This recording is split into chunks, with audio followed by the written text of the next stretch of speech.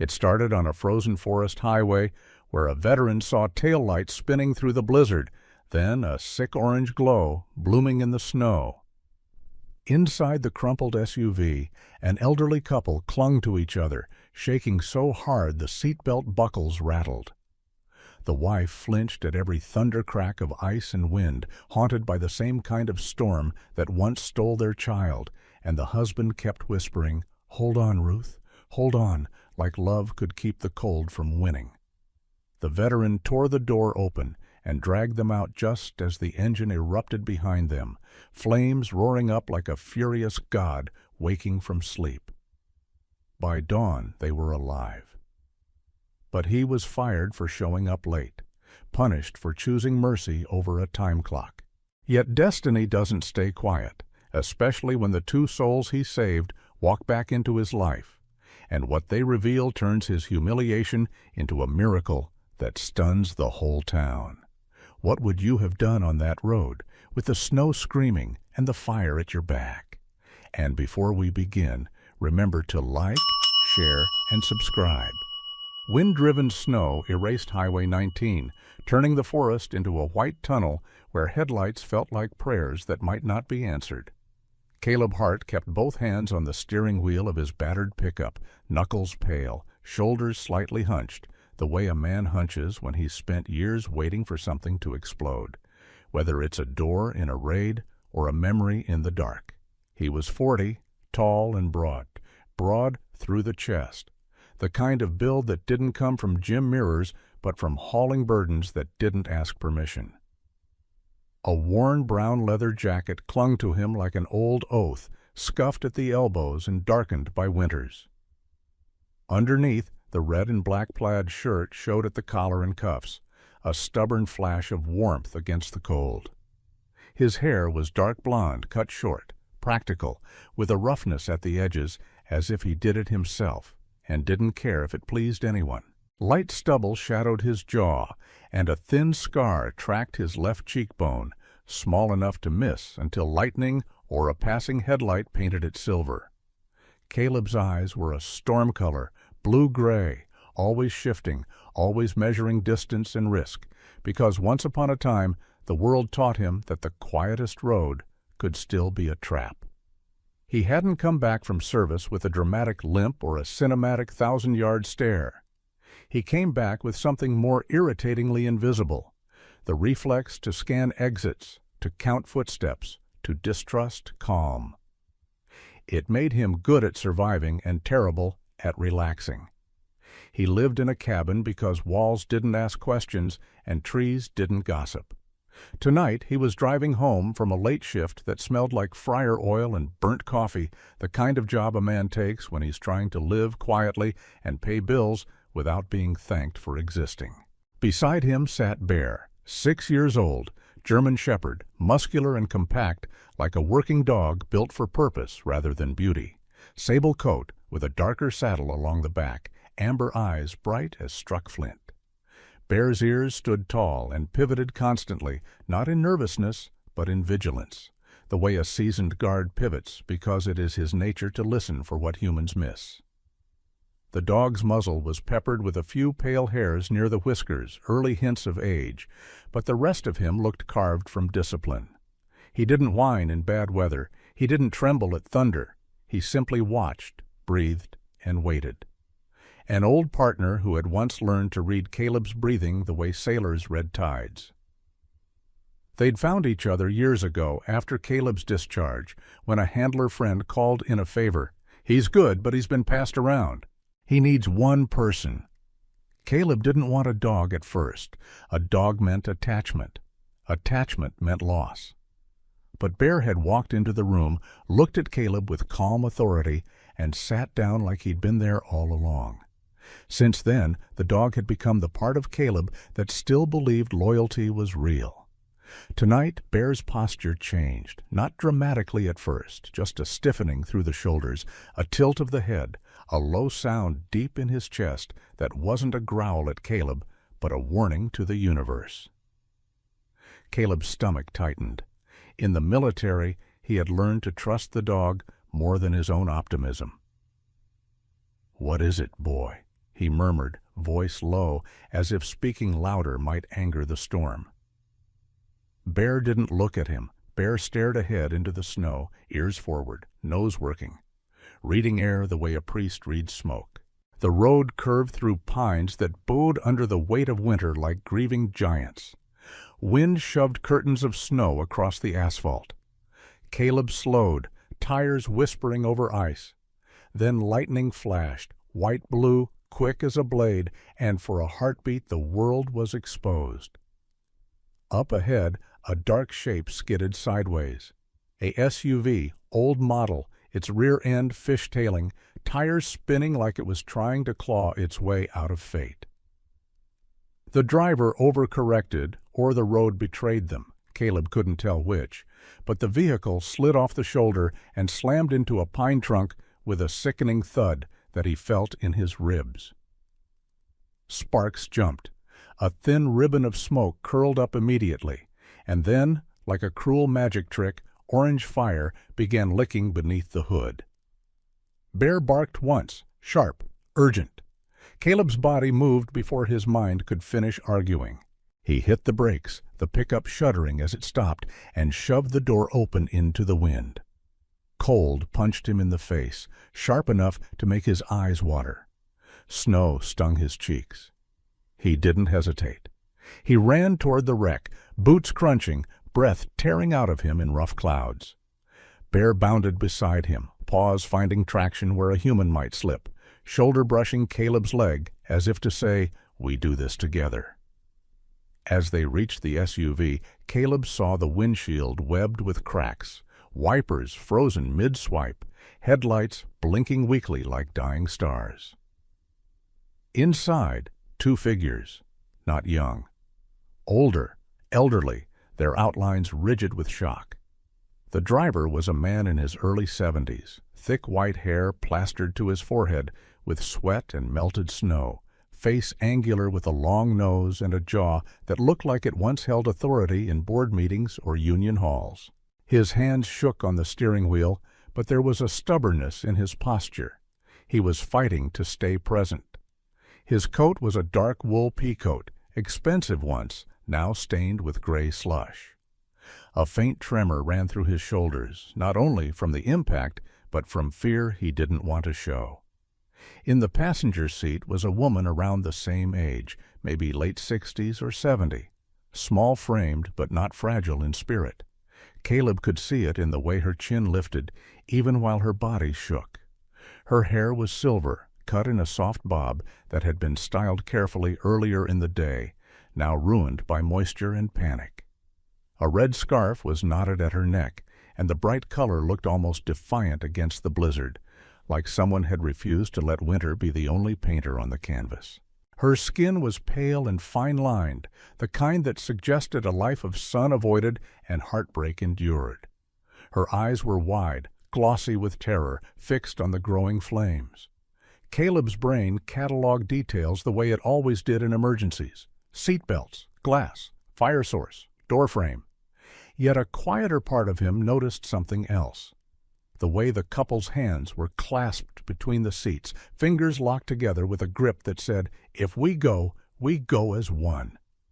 "Hey," Caleb called, voice firm, grounding, the tone he used when someone was about to spiral. "Look at me. You're not dying tonight." The man blinked hard, focusing on Caleb's face like it was a landmark in a storm. He tried to say, but his words stumbled. The woman made a sound that was half sob, half prayer. "Please," she whispered. "Please." Bear circled the vehicle, barking in short bursts, not frantic but commanding, like a drill sergeant with fur. The fire thickened, heat pushing through the metal in waves. Caleb grabbed the driver's door handle. Jammed. Of course it was jammed. The world loved that little joke. He braced his feet in the snow and yanked. Nothing. He yanked again, muscles straining, leather jacket creaking. His shoulder ached where an old injury lived, but he ignored it. The woman flinched as the flames hissed louder, and something inside her expression cracked, like she wasn't only seeing this crash, but another one layered beneath it. She squeezed the man's hand so hard her knuckles whitened. "Ruth," the man rasped, turning toward her with an ache that cut through panic. "Ruth, stay with me." His voice wasn't loud, but it carried devotion, steady, practiced, the kind of devotion forged by decades of choosing the same person in ordinary mornings and hard nights. Caleb saw it and felt something twist in his chest. Envy, admiration, grief, he couldn't tell which. The man looked back at Caleb. "My name is Walter," he said, as if introductions mattered in the face of fire, as if being polite was his last act of control. "This is my wife, Ruth." Ruth's lips trembled and a sob slipped free, but she tried to swallow it like a lady, refusing to make a scene. "We were just going home," she breathed, and the way she said home made it sound like a sacred place the storm had no right to touch. Bear came to Caleb's side, front paws planting near the wheel well. Then he looked up at Caleb, eyes fierce, and barked 3 times. "Fast! Hurry!" Caleb's mind snapped into a new plan. "Seat belts!" he ordered.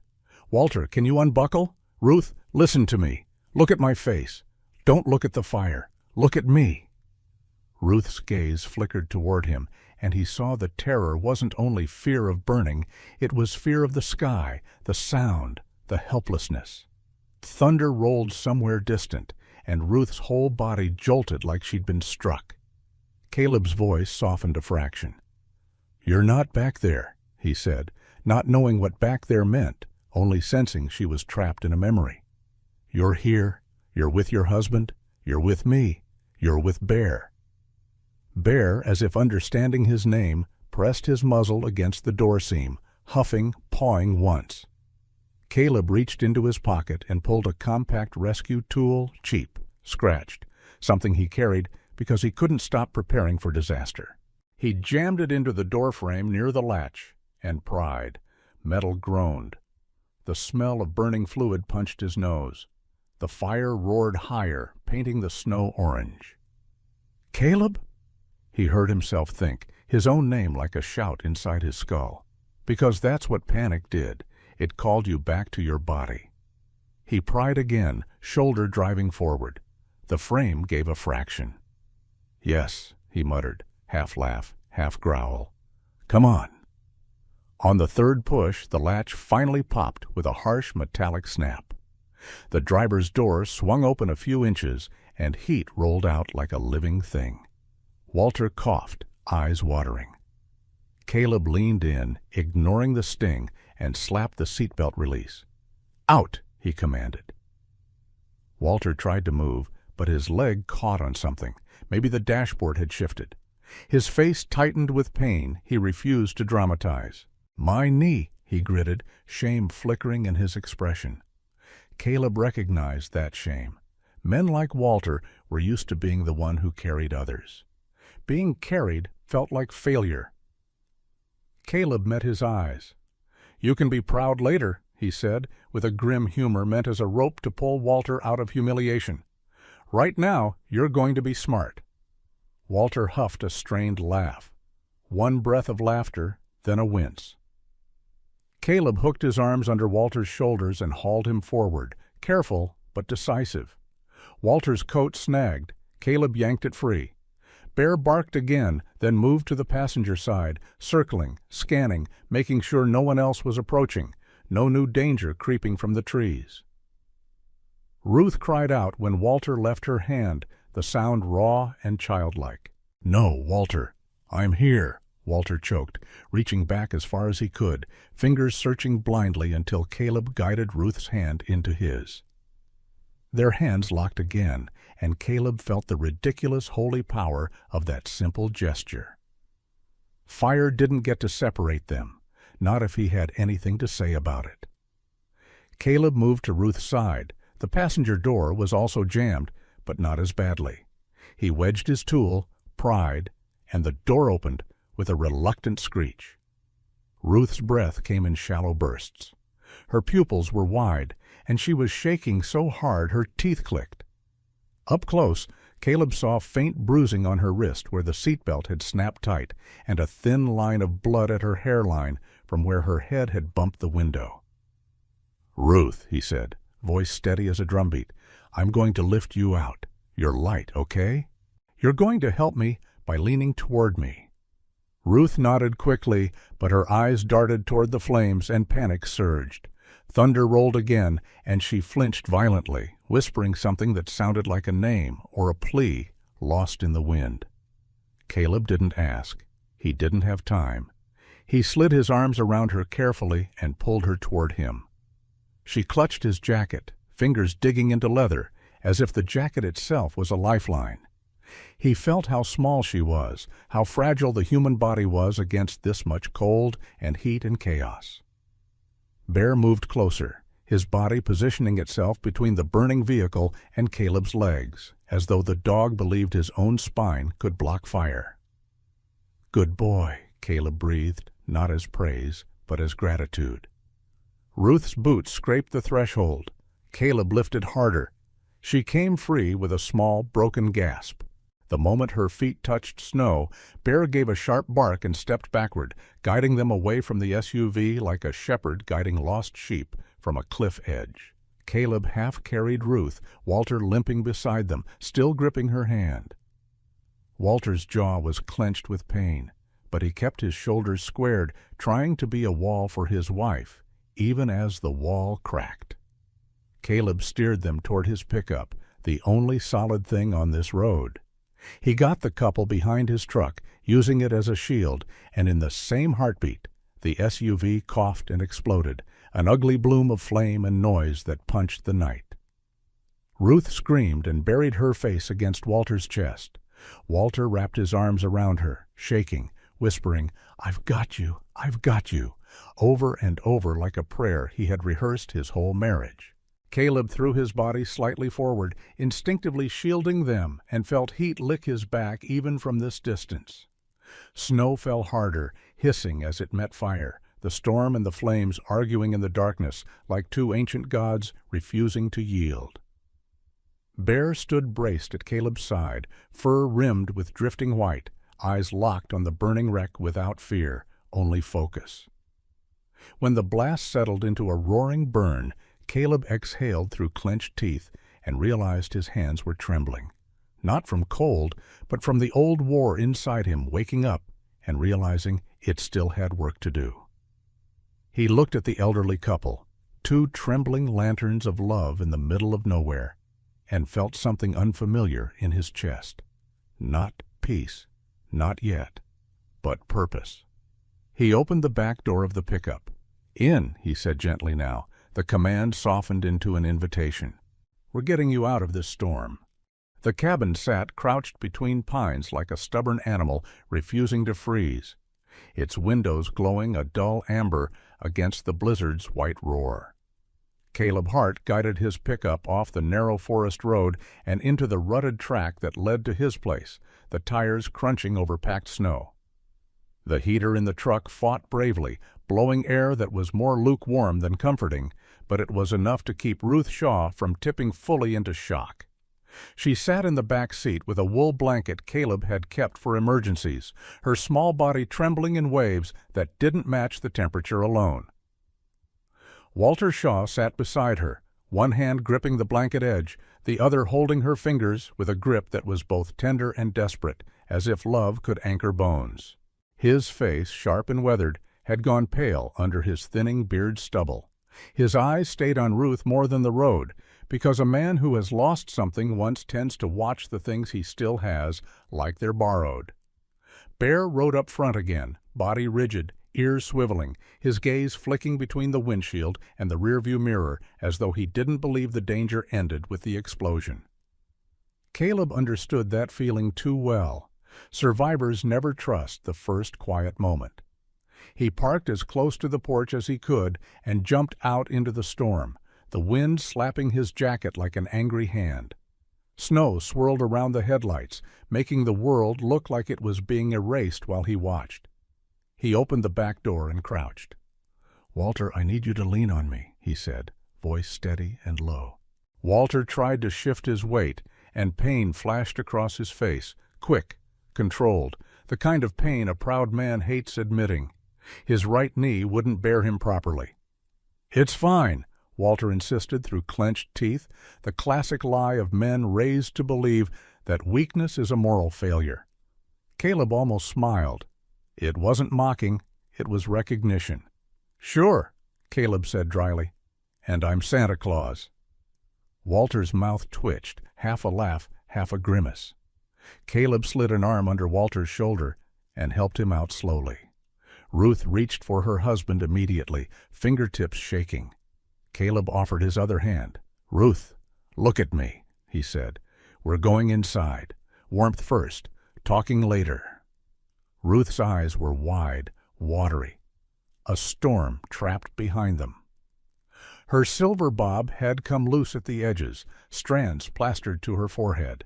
In the truck light, her face looked elegant in a worn way, like a porcelain cup that survived decades of use, fine cracks, but still holding tea. She nodded and let Caleb support her. Bear jumped out and immediately circled them, tail low, not fearfully but with purpose, sniffing the porch steps, the corners, the door frame. He paused at the threshold and let out a soft huff, like he was checking the cabin's truth before allowing anyone. "Always the bouncer," Caleb muttered, breath fogging, and for a second humor warmed him more than the heater ever could. Inside, the cabin smelled like pine resin, old leather, and the faint metallic tang of a wood stove that had been used enough to become part of the house's personality. It wasn't a pretty cabin, it was a practical one. The floorboards were scuffed, the walls held tool racks and simple shelves, and the furniture looked chosen for durability rather than romance. But it had what mattered: a stove, a fireplace, and the kind of silence that didn't judge you for being tired of the world. Caleb set Walter down carefully on a sturdy chair near the hearth, then guided Ruth to the sofa. Bear moved to Ruth's side and lay down close to her feet, his body a warm barrier against cold air that might sneak under the door. Ruth stared at him like she wasn't sure whether to be comforted or afraid of how knowing his eyes seemed. Caleb crossed to the fireplace and struck a match. The flames caught fast. He kept his wood dry and his habits disciplined. Firelight rose and softened the cabin's hard edges. The storm still raged outside, wind scraping the roof, but inside the crackle of burning logs began to stitch a new rhythm into the room. Caleb fetched a first aid kit from a cabinet and knelt by Walter. "Knee," he said. "Show me." Walter hesitated, then pulled up the pant leg enough for Caleb to see swelling starting around the joint. "I'm not asking permission," Caleb said, not unkindly. "I'm keeping you walking." Walter's eyes narrowed, and Caleb saw that he was a man used to being listened to, a man who had spent decades earning authority, maybe as a supervisor, maybe as a business owner, maybe just as the steady center of a household. But shock had humbled him. He allowed Caleb to inspect the knee. Caleb's hands were firm, practiced. Combat had taught him triage. Kitchens had taught him patience. Loneliness had taught him to do everything himself. He wrapped the joint, tested range of motion, and nodded once. "Sprain, maybe worse. We'll get you checked in the morning. For now, no hero moves." Walter exhaled through his nose. "I used to be the one carrying groceries in one trip," he muttered. "Now I can't even—" Caleb cut him off gently. "Now you're alive," he said. "That's the only scoreboard tonight." Walter swallowed, and something in his face softened, like pride stepping aside to let gratitude breathe. Caleb moved to Ruth. "Any pain? Chest? Head?" Ruth touched the thin cut at her hairline, then pressed her hand over her heart, as if to make sure it still listened. "I'm here," she whispered. Her voice was cultured, but shredded at the edges by fear. She looked at Caleb with a strange mixture of gratitude and suspicion, the suspicion of a woman who has learned that kindness often comes with hooks. "You didn't have to," she said. Caleb shrugged as he cleaned her cut with antiseptic. "People say that a lot," he replied. "It's usually a way of asking why you did." Ruth's eyes flickered. So why? Caleb paused, the cotton pad hovering. The answer that came wasn't polished. It was honest. Because I'd hate myself if I didn't. Bear lifted his head, ears pricking, as if he approved of that kind of truth. Caleb finished tending Ruth's cut, then set water to boil on the stove. He pulled out ginger, honey, and a jar of old peppermint tea. "This is not a cafe," he said, half to himself, half to lighten the air. "But it'll keep you from shaking apart." Ruth watched him move, taking in details like a person rebuilding a world. The way his jacket hung on him like armor. The way he didn't waste motions. The way his eyes kept flicking to the window, then back to her, as if he couldn't decide which threat to guard against, the storm outside or the storm inside her. Walter leaned forward slightly, wincing, and studied Caleb with a quiet intensity. "You're military," he said. It wasn't a question. Caleb's jaw tightened. "Was," he answered. The past tense came out sharper than he meant. Walter nodded slowly, reading the reluctance. "My brother served," Walter said. "Vietnam. Came back different." His voice carried a respectful caution, like a man walking near thin ice. Caleb didn't answer right away. He poured 3 mugs of tea, the steam rising like spirits. Ruth took hers with trembling hands. Bear's nose twitched at the smell, then he settled again, eyes half-lidded but alert. Caleb handed Walter a mug. Walter's fingers were cold enough that the ceramic looked like it might warm them by sheer mercy. For a moment, the room held a fragile calm, the kind that arrives after catastrophe before reality returns to collect its debts. Then thunder cracked, not a summer thunder, but the deep rolling boom of ice-laden clouds colliding, a sound that felt closer than it should have. Ruth's mug rattled against its saucer. Her shoulders jerked, her breath hitched, and her eyes went distant, as if the cabin walls had dissolved and she was looking through decades. "Ruth, Walter said quickly, voice thick. He reached for her. She didn't seem to notice. Another crack of thunder, and Ruth flinched so violently her whole body folded inward. Her hands flew up to cover her ears. "No," she whispered. "No, no."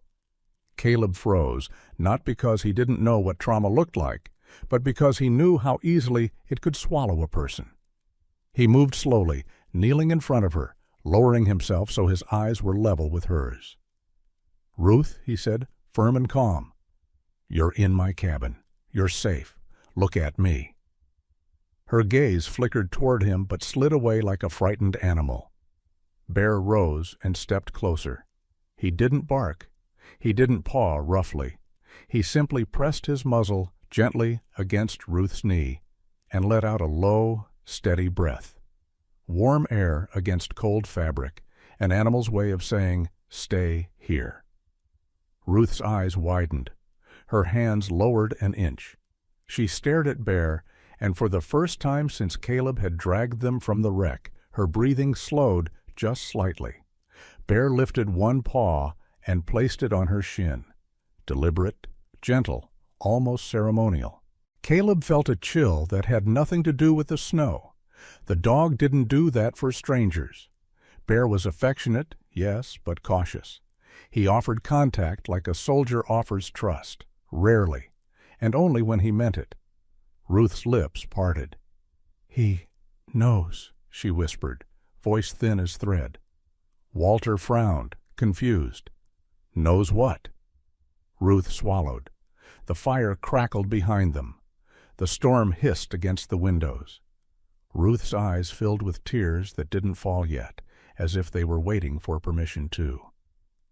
"Our son," she said softly, and the words sounded like stepping onto broken glass.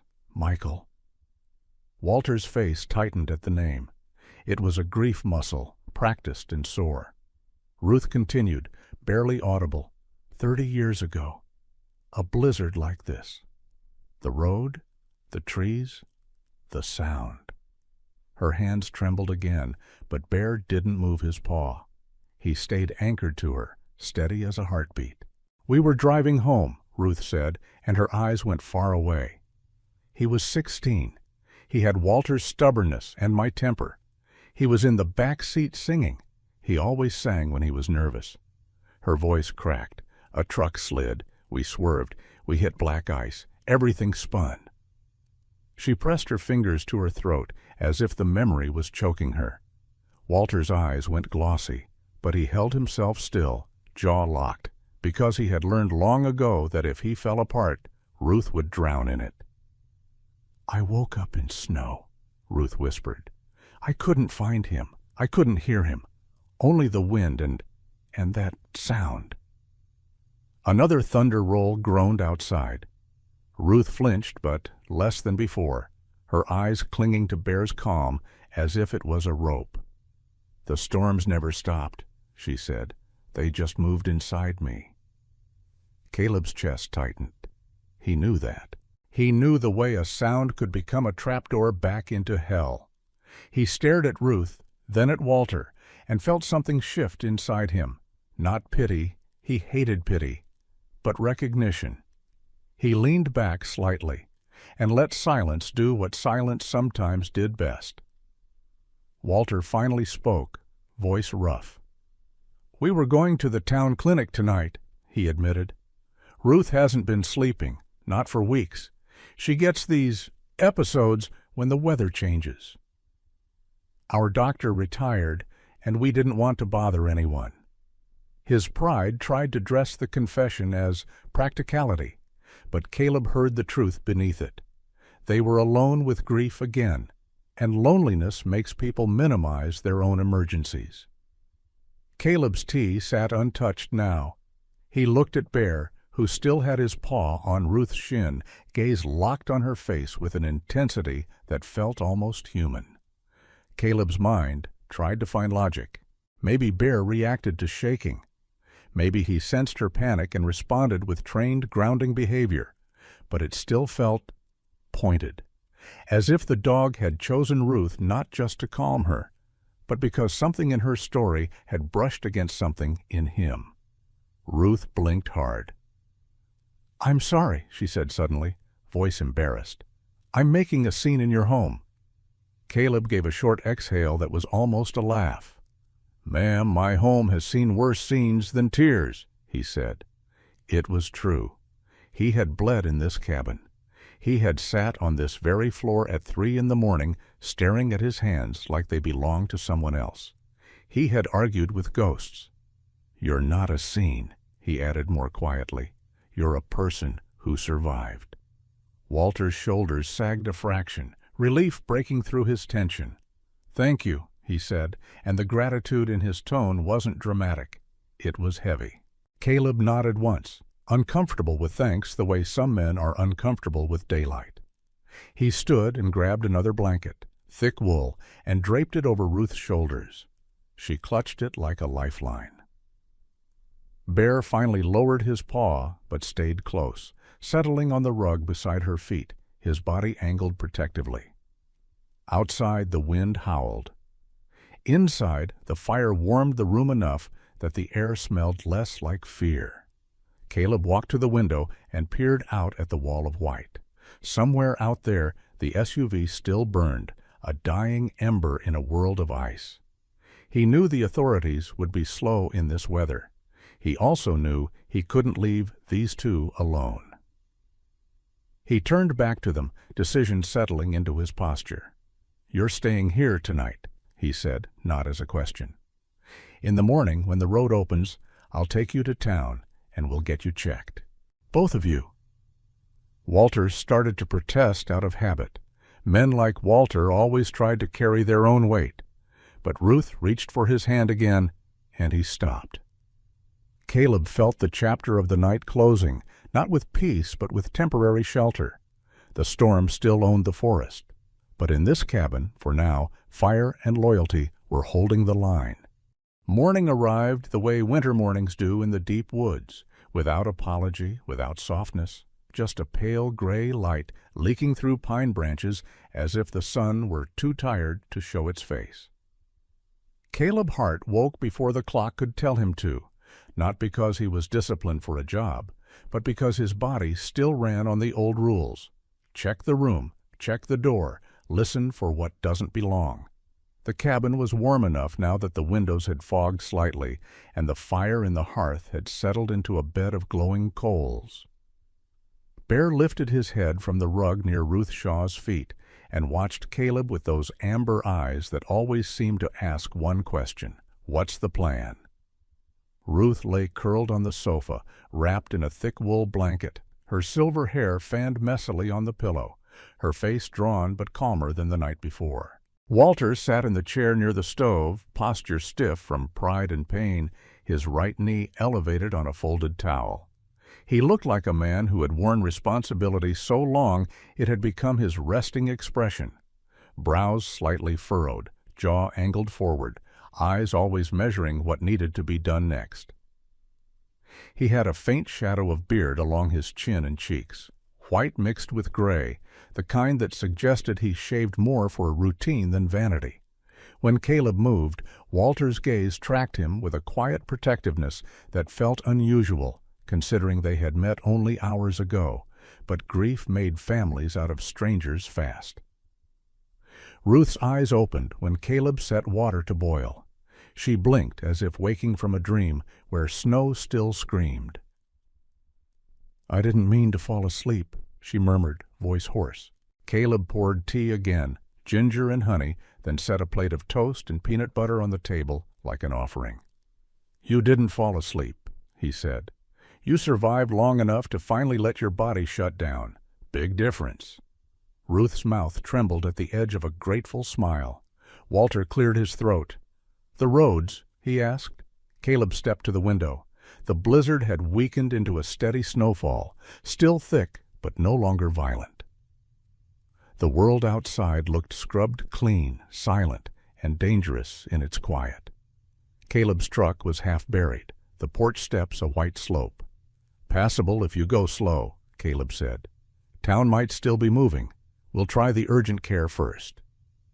Walter began to protest, the old habit of not wanting to impose. "We can call someone." Caleb cut him off with a glance that was more gentle than it appeared. "Someone did call someone," he said, nodding toward himself. "It's me. Eat, then we go." Bear rose and stretched, tail swaying once, then walked to Ruth and nudged her hand. Ruth's fingers curled into his fur instinctively, and her breathing steadied like the dog was an anchor dropped into her chest. Caleb watched that and felt the same uneasy awe as last night. Bear had been trained, yes, but this was beyond training. It was devotion with a target. The drive into town was slow. Caleb kept his worn leather jacket on, the plaid shirt visible, his hand steady on the wheel. Walter sat in the back with Ruth so she could lean against him. She kept a hand on his wrist, as if checking that he was still real. Walter kept whispering small, ordinary things. "Look at those trees. We'll be fine. Just breathe with me." The kinds of sentences that don't sound heroic, but are, because they hold the world together for someone who is slipping. Bear rode up front, scanning the road, ears twitching at every gust, but calmer than he had been near the wreck. The urgent care in Pine Hollow sat on the edge of town like a squat, practical building that had seen too many winters and not enough gratitude. A faded sign flickered in the cold. Caleb parked, helped Walter out, and watched Ruth's shoulders tighten at the sight of the sliding doors and fluorescent light. Institutions often triggered fear in people who had been hurt by life. Inside, the waiting room smelled of antiseptic and old coffee. A woman behind the counter looked up with the exhausted alertness of someone who had been working understaffed for years. This was a new character to Caleb's day, and she looked like the type who had earned her hardness honestly. Her name tag read Mara Klein. She was in her late 40s, tall and wiry, with sharp cheekbones, sandy blonde hair pulled into a tight bun, and skin that had been weathered by stress and too much winter air. Her eyes were a faded green, kind eyes forced to become practical. She spoke briskly, but not cruelly. "Names?" she asked. Walter stepped forward, still trying to stand straight despite his knees. "Walter and Ruth Shaw," he said. Mara's expression flickered for a fraction of a second, recognition passing like a ghost. "The Shaws," she repeated quietly, and then her eyes went to Caleb. "And you are?" Caleb answered with the same clipped honesty he used everywhere. "Caleb Hart, I brought them in. Car accident." Mara's gaze softened just enough to reveal she wasn't made of steel, only forced into it. "All right, sit, we'll get them triaged." She glanced at Bear and hesitated, then looked back at Caleb as if expecting trouble. Caleb shook his head. "Service dog," he said. "Working." Bear sat calmly, posture perfect, as if he understood the rules of human buildings better than most humans did. They waited less than 10 minutes before a nurse appeared, young, nervous, kind. Her name was Lila Monroe, mid-20s, petite with warm brown skin and thick curly black hair tucked into a scrub cap, eyes wide with empathy. She spoke to Ruth with a gentle voice, the kind used on frightened children and wounded elders. Ruth flinched when the nurse touched her wrist, but Bear leaned forward and pressed his shoulder to Ruth's knee, grounding her again. Lila noticed and smiled with relief. "Good boy," she whispered to Bear, and Bear's tail thumped once, controlled but pleased. Walter got an X-ray for his knee. Ruth had her cut cleaned again and her vitals checked. Nothing life-threatening, but the doctor, an older man with a soft southern drawl and tired eyes, warned them about concussion signs and shock. Ruth's tremors were chalked up to both exposure and trauma. Caleb listened, arms folded, mind cataloging every instruction like it was a mission brief. When they were discharged, Ruth held a printed sheet of aftercare instructions like it was proof she hadn't imagined the night. Walter thanked everyone with a formality that showed his upbringing. No theatrics, just genuine respect. Outside, the snow had eased further, but the wind still bit. Caleb glanced at the time. His shift at Pine Hollow Lodge started in 10 minutes. He was already late. He exhaled slowly. The old instinct, be on time, be reliable, fought with the newer truth. Saving lives isn't punctual work. "I have to get to my job," he said, helping Walter into the truck again. "Kitchen. Lodge. I'll drop you at the ranger station. It's staffed. Heated, and they can contact family or a driver." Walter hesitated. "We don't have family nearby," he admitted, and the shame in his tone wasn't about being helpless, it was about being alone. Ruth's eyes lowered. Caleb nodded as if he already knew, as if loneliness had a scent he recognized. "Then we'll figure it out," he said, "one step at a time." The Pine Hollow Ranger Station was a small log building near the highway junction, smoke rising from the chimney, flags stiff in the cold. Inside, the desk officer looked up.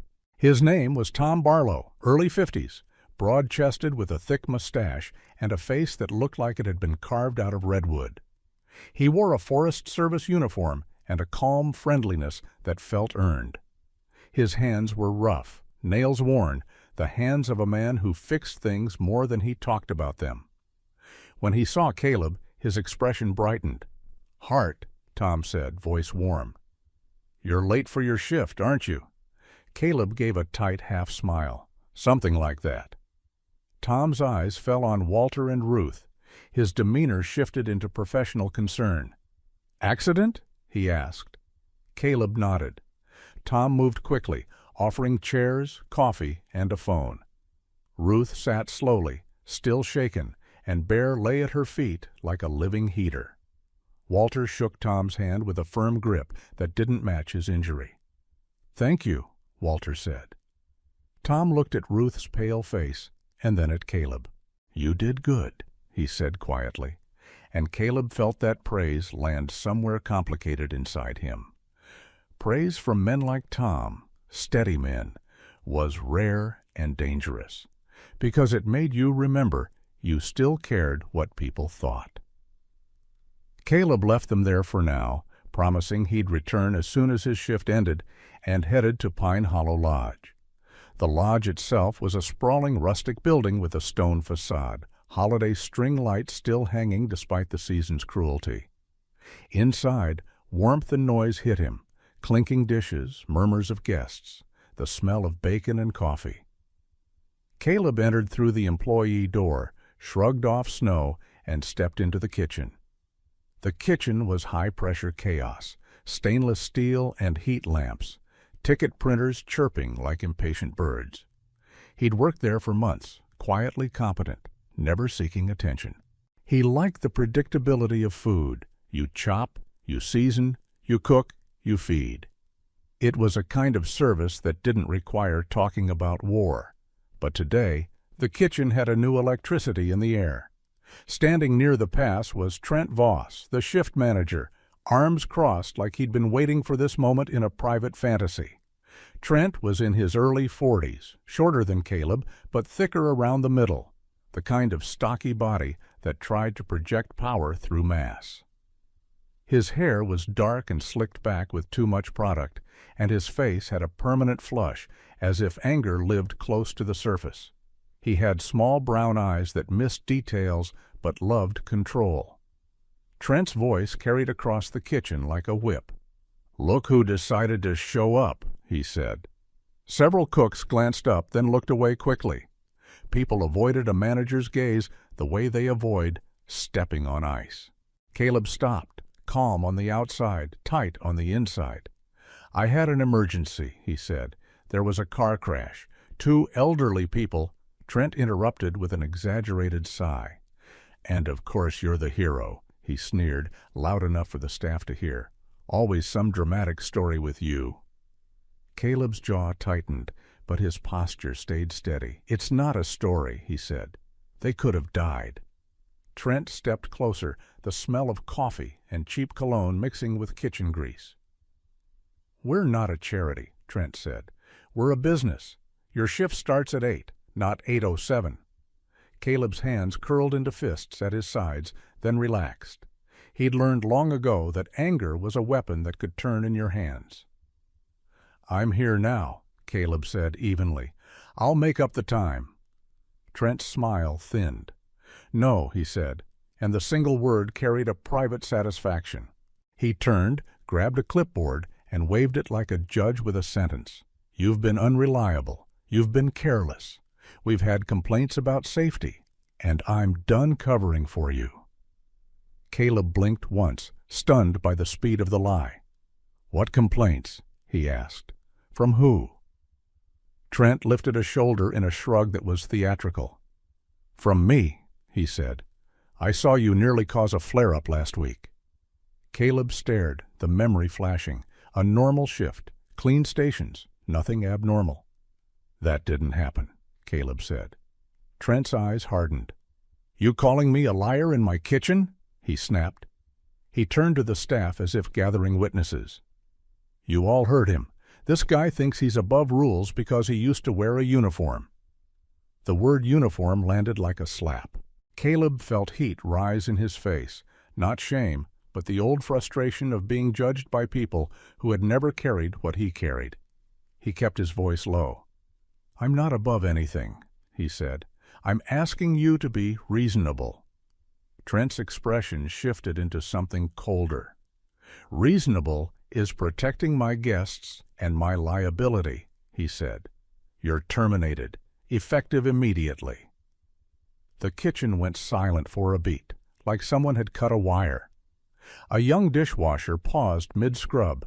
A waitress froze with plates in her hands. No one spoke. Fear kept them quiet. Caleb's chest tightened, not because a job mattered like oxygen, but because the injustice echoed something familiar, being punished for doing the right thing. He looked at Trent, and for a second he saw not just a petty manager, but a man who enjoyed humiliation the way some people enjoyed dessert. Caleb didn't beg. He didn't argue. He reached for his apron, folded it neatly, and set it on the prep counter. "Okay," he said. His voice was calm, but his eyes were storm gray. "Then I'm done." Trent smirked, satisfied, as if he'd won a game no one else agreed to play. Caleb walked out. Outside, the wind hit him again, colder than the kitchen's cruelty. He headed toward the ranger station to check on Walter and Ruth, and as he crossed the parking lot, his phone buzzed once in his pocket. A text from Tom Barlow. "They're safe. Ruth won't let go of your dog's name." Caleb stopped for a moment, breath fogging, and felt a strange pull in his gut. Not just responsibility, something deeper. Bear, he realized, wasn't finished with this story either. Snow still clung to the world in stubborn patches, but by late afternoon, the wind had quieted enough that Pine Hollow felt almost normal again, almost like a face trying to smile after a bruise. Caleb Hart stood outside the ranger station with his hands shoved into the pockets of his worn brown leather jacket, watching his own breath rise and vanish. The job was gone, just like that. One moment he'd been a cook with a schedule and a paycheck. The next he was a man with too much time to think. He told himself it didn't matter. He'd survived worse than unemployment. Yet the injustice burned in a private way, not hot like anger, but cold like betrayal. A man could accept hardship. What was harder to swallow was being punished for mercy. Bear sat beside him, sable coat dusted with snow, posture calm but watchful. The dog's ears moved at every passing car, every shift of wind, as if the world was a radio station that sometimes played danger in frequencies humans couldn't hear. Inside the station, Ruth Shaw's voice drifted faintly, low, tremulous, but steadier than it had been. Tom Barlow had offered the Shaws coffee and a private room to rest. Tom was the kind of man who didn't need medals to prove he was good. His goodness showed in practical gestures, extra blankets, a phone charger, the way he spoke softly when someone's hands were still shaking. When Caleb entered, Ruth was sitting in a wooden chair near a space heater, her red scarf folded neatly in her lap like a ritual. She looked smaller in daylight.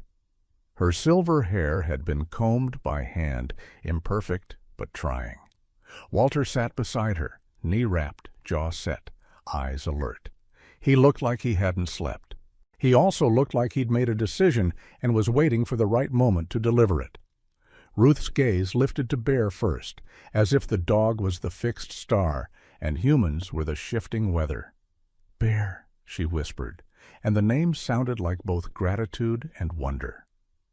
Bear rose and approached her with slow deliberation, tail low and gentle, then pressed his head against her knee.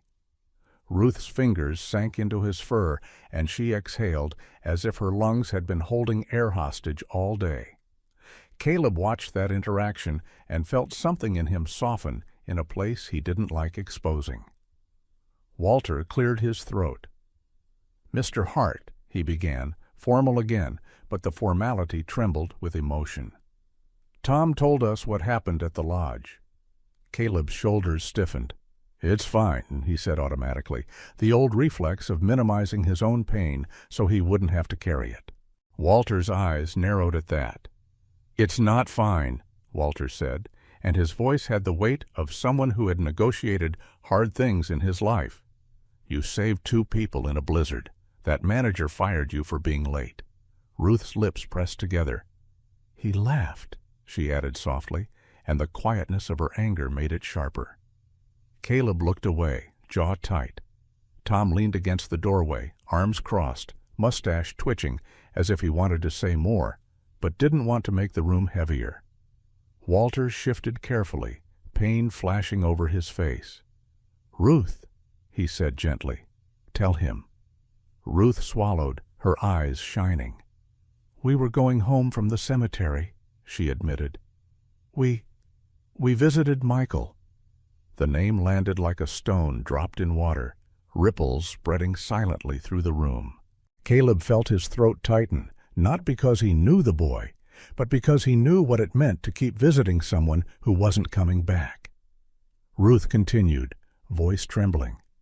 "When the SUV slid, I thought it was happening again. I thought the storm was finishing what it started 30 years ago.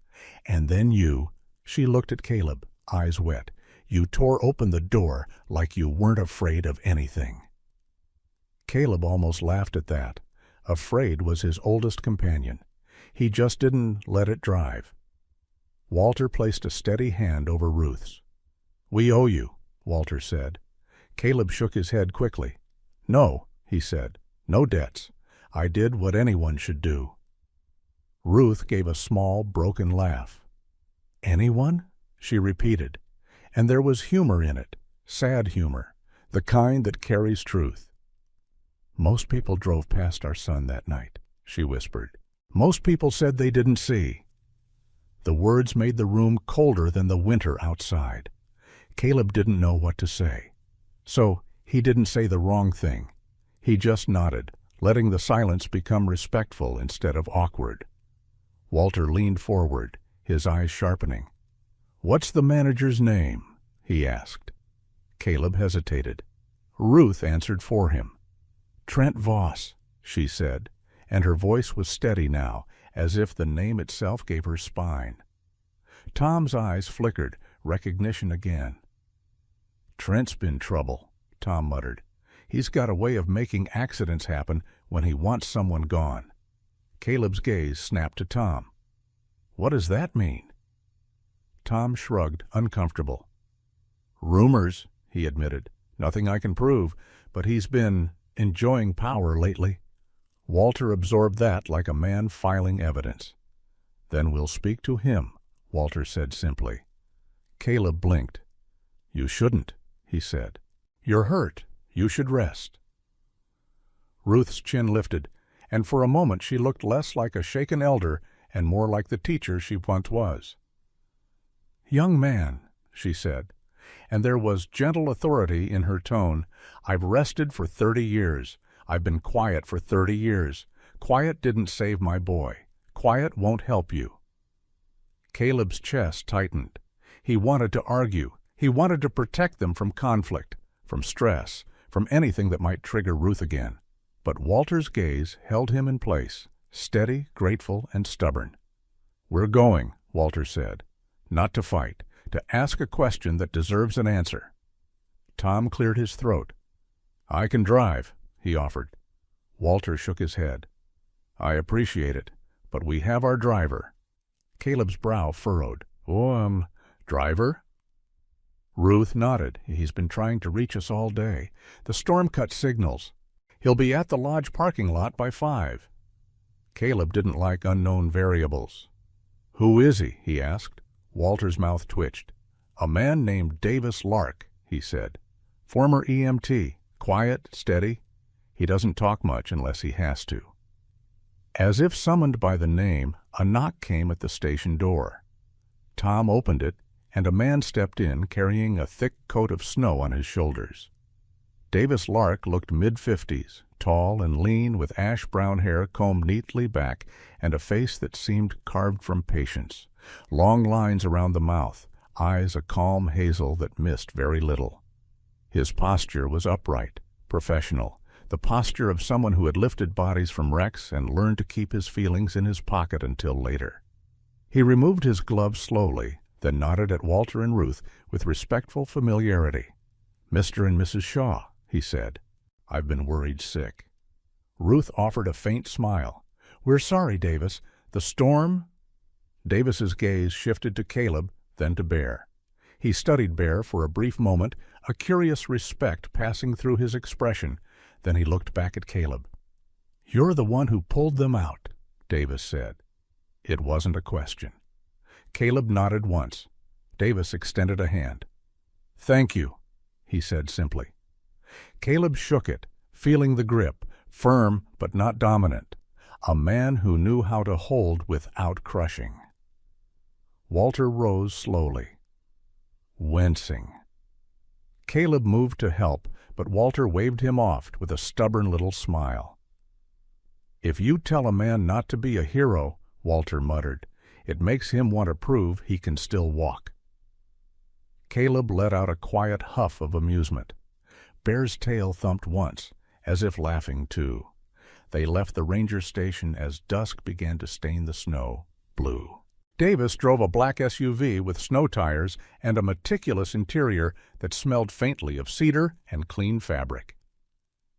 Ruth sat in the back with Walter, Bear positioned on the floor near her feet, his body blocking drafts like a living doorstop.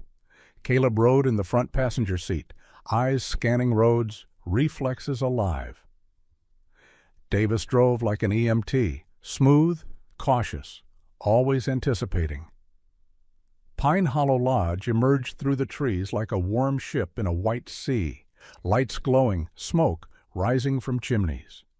The parking lot was busy, and the lobby windows showed silhouettes moving inside, guests, staff, life continuing as if storms were entertainment for the news. Davis parked. Walter took a breath. Ruth clasped his hand. Caleb's pulse picked up, not because he feared Trent physically, but because he feared the kind of humiliation Trent enjoyed delivering. Bear lifted his head, ears forward. They entered the lodge lobby. Warmth hit them, along with the scent of pine-scented candles and fried food. A Christmas wreath hung above the front desk, like the town was trying to pretend winter was only decorative. People glanced at the Shaws, some recognizing them immediately. Small-town recognition is a strange magic. It turns strangers into remembered stories. Ruth straightened unconsciously, slipping into the posture of a woman who had once faced classrooms full of restless teenagers and made them listen. Walter's jaw set. His face held that quiet authority again. They moved toward the restaurant entrance, and there, like a dog sensing an intruder before the door opens, Bear stiffened. His amber eyes locked on a man near the host stand. Trent Voss. Trent looked exactly as Caleb remembered from the kitchen, shorter, stocky, hair slicked back, cheeks flushed with self-importance. He was scolding a young hostess, a teenage girl with a long brown ponytail and pale skin, her eyes rimmed red like she'd been crying. Her name tag read, Kayla. She held a seating chart with hands that trembled. Trent's voice cut sharp. "If you can't handle a simple rotation, you shouldn't be here," he snapped. Kayla's lips parted, but no sound came out. She looked trapped. Ruth's breath caught at the scene.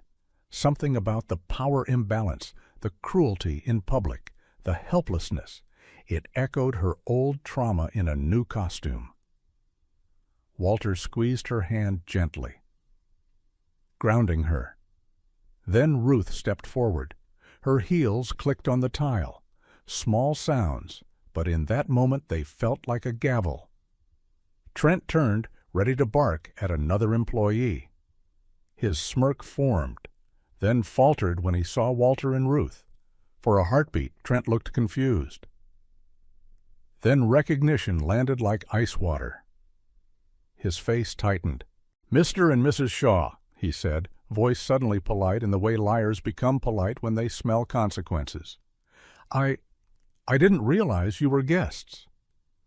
Walter's eyes held Trent with a calm that was more threatening than yelling. "We're not guests," Walter said. "We're the people your employee rescued last night." Trent's gaze flicked to Caleb, and his eyes narrowed, irritation flashing beneath the fake smile. "Ah," Trent said. "Of course." Ruth stepped closer. Her voice was soft, but it carried. "You fired him," she said. Trent's smile stiffened. "Ma'am, personnel matters." Ruth raised a hand slightly, not dramatic, just the gesture of a teacher stopping a noisy classroom. Trent stopped talking. The lobby seemed to quiet around them, as if the building itself leaned in to listen. Ruth's eyes were steady, but her hands trembled faintly at her sides, fear and courage sharing the same body. "I have one question," Ruth said. "If a man saves 2 lives in a blizzard and he arrives 7 minutes late because of it, what kind of place punishes that?" Trent's throat bobbed. "We have rules," he said weakly. Walter leaned in a fraction, his voice low and sharp. "Rules without decency are just another form of cruelty," he said. "And cruelty has a habit of coming back around." Trent attempted a laugh, but it came out thin. "I'm sure we can discuss this privately," he said. Ruth shook her head. "No," she said. "We discuss it properly, with your general manager, with your regional office if needed." Trent's eyes darted, calculating. Caleb watched him and felt something unpleasant settle in his gut. Trent wasn't only embarrassed, he was afraid, and that meant there was more to hide than a petty firing. Ruth continued, voice still calm. "You will arrange a meeting tomorrow morning," she said, "and until then, you will treat your staff like human beings." Her gaze slid to Kayla, who stared at Ruth as if she'd just witnessed a miracle in sensible shoes. Walter placed a hand on Trent's shoulder. Not friendly, not violent, just heavy. "Do it," Walter said. Trent swallowed hard. "Yes, sir," he whispered. Bear stood quietly beside Ruth, posture composed, eyes fixed on Trent, with the calm certainty of a judge who didn't need words. Caleb felt his own chest loosen slightly. It wasn't victory. It was the first crack in the ice, and sometimes that was enough to let spring begin. Fog rolled in after dusk like a slow, hungry thing, swallowing the last clean edges of Pine Hollow and turning porch lights into distant, floating coins. Caleb Hart drove back toward his cabin with Bear in the passenger seat and a knot in his stomach that didn't loosen with distance. The lodge confrontation should have felt like relief. Walter and Ruth had forced Trent Voss to stammer and promise a meeting, and for a brief moment justice had seemed possible. But Caleb had learned a hard lesson overseas. When a bully suddenly becomes polite, it is rarely because he has found conscience. It's because he's afraid of what you might uncover. Bear's ears stayed forward the whole drive, not in excitement, but in the quiet, relentless concentration of a dog who knows the story isn't finished when the credits pretend it is. Snow had stopped, yet the air still held winter's bite, and the road, glazed in thin ice, reflected headlights like a black mirror. Caleb's cabin appeared through the pines as a smudge of darkness against fog, its windows lit with soft amber. He parked and sat still for a beat, letting his breath slow. The silence felt unnatural. Even the forest seemed to be holding itself. Bear let out a low, warning hum. Caleb's hand instinctively went to the dog's collar, not to restrain him, but to connect, to feel the warm proof of a living ally. "I hear you," Caleb murmured. They stepped out. The fog was thick enough to taste, cold, damp, smelling faintly of pine sap and distant smoke. Caleb's boots sank into soft snow near the porch steps. The cabin's wind chime didn't move. No breeze. Yet Bear froze as if a gust of danger had touched him. His body went rigid, muscles tensing beneath his sable coat, ears snapping up so sharply it looked painful. Then came the sound, soft, almost nothing, a tiny electronic click, like a camera shutter muffled by gloves. Caleb didn't move fast. He moved carefully, the way a man moves when he knows speed can make mistakes louder. His eyes swept the driveway, the tree line, the mailbox post. A shape as he stood near the edge of his property by the snow-laden cedar hedge, half hidden by fog. A man, hunched slightly, holding a phone up at an angle. The screen's glow lit his face from below in a ghostly blue. Bear's growl deepened, a vibration that seemed to come from the ground itself. The figure flinched, shifting his weight, and the fog briefly parted enough for Caleb to recognize the posture, the stocky shoulders, the too tight confidence. Even while hiding. Trent Voss. Trent wore a thin black jacket unsuited for the cold, as if he had stepped out of his warm lodge office in a rush, forgetting the world didn't bend to his convenience. His hair was still slicked back but disheveled at the edges, and his cheeks were flushed from either the cold or adrenaline. He looked less like a manager now and more like a man caught stealing. Caleb's voice came out low and controlled. "Trent," he said, "what are you doing at my house?" Trent's head jerked up. For a fraction of a second his eyes widened, and the smug mask slipped to reveal something rawer, fear mixed with contempt. "You're unstable," Trent blurted, as if labeling Caleb could erase what he himself was doing. He waved the phone slightly. "I'm documenting. I need proof." Bear barked once, sharp, authoritative, the kind of bark that made bodies remember consequences. Trent stumbled backward, boots skidding on thin ice near the curb. Caleb stepped forward one pace, not threatening, just present. "Proof of what?" Caleb asked. "That I have a truck? That I live in a cabin? That I exist?" Trent's throat bobbed. In the fog's dim light, his eyes looked smaller, meaner. "You think you're some hero," Trent hissed. "You think because those old people came to my lobby, you can ruin me." Caleb's jaw tightened. "You ruined you," he said quietly. "I just showed up." Bear's hackles rose along his spine like a dark ridge, and he lunged a step forward. Caleb caught the collar with practiced ease. He didn't want Bear to bite, not because Trent didn't deserve consequences, but because bite marks become distractions. Truth is cleaner when it doesn't bleed. Trent swallowed and lifted his hands in a mock surrender. "See?" he snapped. "That dog is dangerous." "You're dangerous. I knew it." The accusation was ridiculous, but it was also strategic. Caleb saw the pattern now. Trent didn't just want Caleb gone. He wanted Caleb to look like a threat. He wanted the town to be afraid of the man who saved people. Because fear is easier to control than gratitude. Caleb's voice remained steady. "Get off my property," he said. "Now!" Trent's eyes flickered past Caleb toward the cabin windows as if measuring who might be inside, what Caleb might have, what could be taken. For the first time, Caleb felt a colder alarm than anger. Trent wasn't here to argue. He was here to gather something: images, plates, evidence, leverage. That meant the meeting tomorrow wasn't a negotiation. It was a battlefield. Trent took one more step back, the fog swallowing him halfway. "This isn't over," he spat, but the words lacked confidence. Then he turned sharply and moved fast down the road, disappearing into the gray like a rat into a wall. Caleb waited, listening for footsteps fading, for a car door slam, for an engine. Nothing. Only fog and the faint creak of trees. Bear's growl softened into a low rumble as he sniffed the air, circling the spot where Trent had stood. Caleb exhaled, but his pulse didn't settle. He walked toward the curb where the fog was thickest. Bear's nose suddenly dipped to the snow and snorted.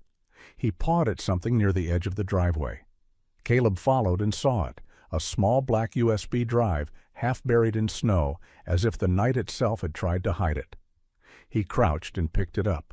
It was cold as bone, scratched along one side, with a faded label: PHL Safety Logs.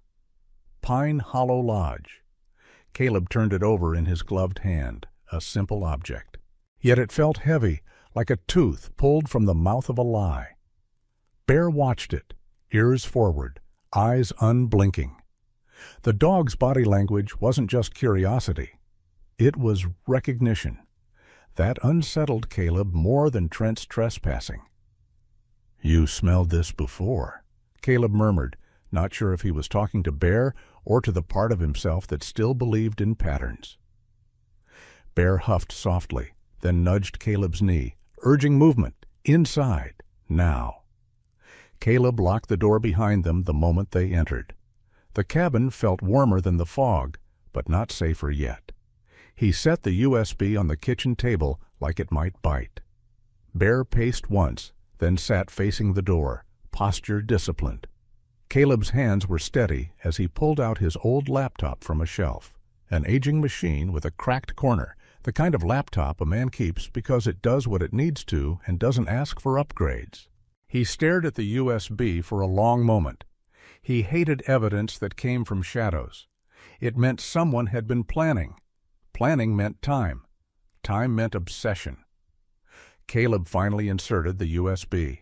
The laptop whirred, screen glowing to life with a dull hum. A folder appeared almost immediately. Incident Archive. Inside were subfolders labeled by dates. Caleb clicked the most recent. Video files. Several. His stomach tightened. He opened one. Grainy surveillance footage filled the screen. Kitchen camera angle, stainless steel counters, the pass window. He saw himself moving in frame, chopping, turning pans, plating. It looked normal. Then it didn't. The footage jumped.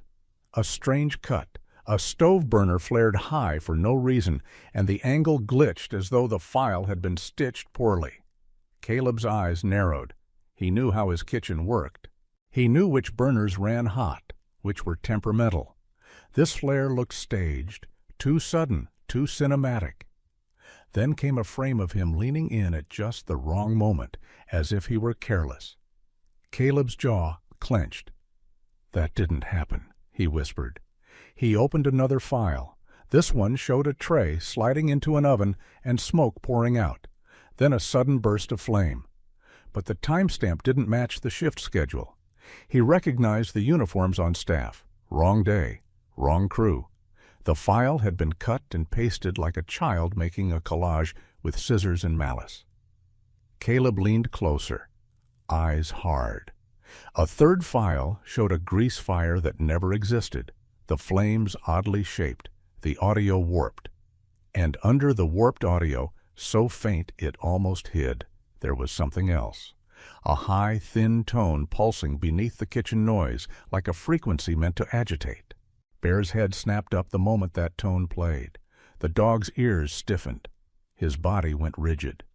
A low, eerie whine rose from his throat, the same whine Caleb had heard once, years ago, the night before an IED detonated, when Bear had heard something humans couldn't. A vibration, a warning, an invisible threat. Caleb froze, chills crawling up his arms. "You hear it," he murmured. Bear's eyes locked on the laptop screen as if it were a living enemy. The dog wasn't reacting to the flames in the footage. He was reacting to the sound. Caleb replayed the clip, lowering volume, then raising it, isolating the moment. The tone was real, buried beneath everything, like a needle hidden in hay. Caleb's mind raced. In the military, they'd used sounds, frequencies, psychological tricks, methods to break concentration, induce panic, trigger trauma. Someone had embedded a tone into these videos. Why? To make the footage feel more intense, or to unsettle anyone watching, especially someone with combat history? Caleb swallowed hard. Trent wasn't just fabricating evidence. He was trying to weaponize Caleb's past against him, to paint him as unstable, to provoke a reaction that could be recorded, reported, used. Caleb leaned back in his chair, breath slow, controlled. Anger rose, but he held it down like a leash. He wasn't going to give Trent what he wanted. Bear stepped closer and pressed his shoulder against Caleb's knee. A quiet grounding. Caleb's fingers tightened around the USB. "Tomorrow," he whispered, voice like gravel. "He thinks tomorrow he win." He stared at the folder names, the edited chaos, the calculated cruelty, and something inside him shifted from hurt to clarity. This wasn't workplace drama. This was a campaign. And campaigns had motives. Caleb thought of the lodge lobby. Trent's fear when Ruth demanded a meeting. Fear like a man protecting more than his job. Caleb's eyes slid to the window, where fog still pressed against the glass. "Why are you so desperate?" Caleb murmured. Bear's tail stayed low, but his gaze burned. Caleb closed the laptop carefully, as if sealing a dangerous creature in a cage. He stood and walked to the fireplace, staring into flames that were steady and honest compared to human lies. For a moment he imagined throwing the USB into the fire, letting it melt and vanish. It would feel satisfying. It would also be surrender. Evidence mattered. Truth needed proof in a world that loved convenient stories.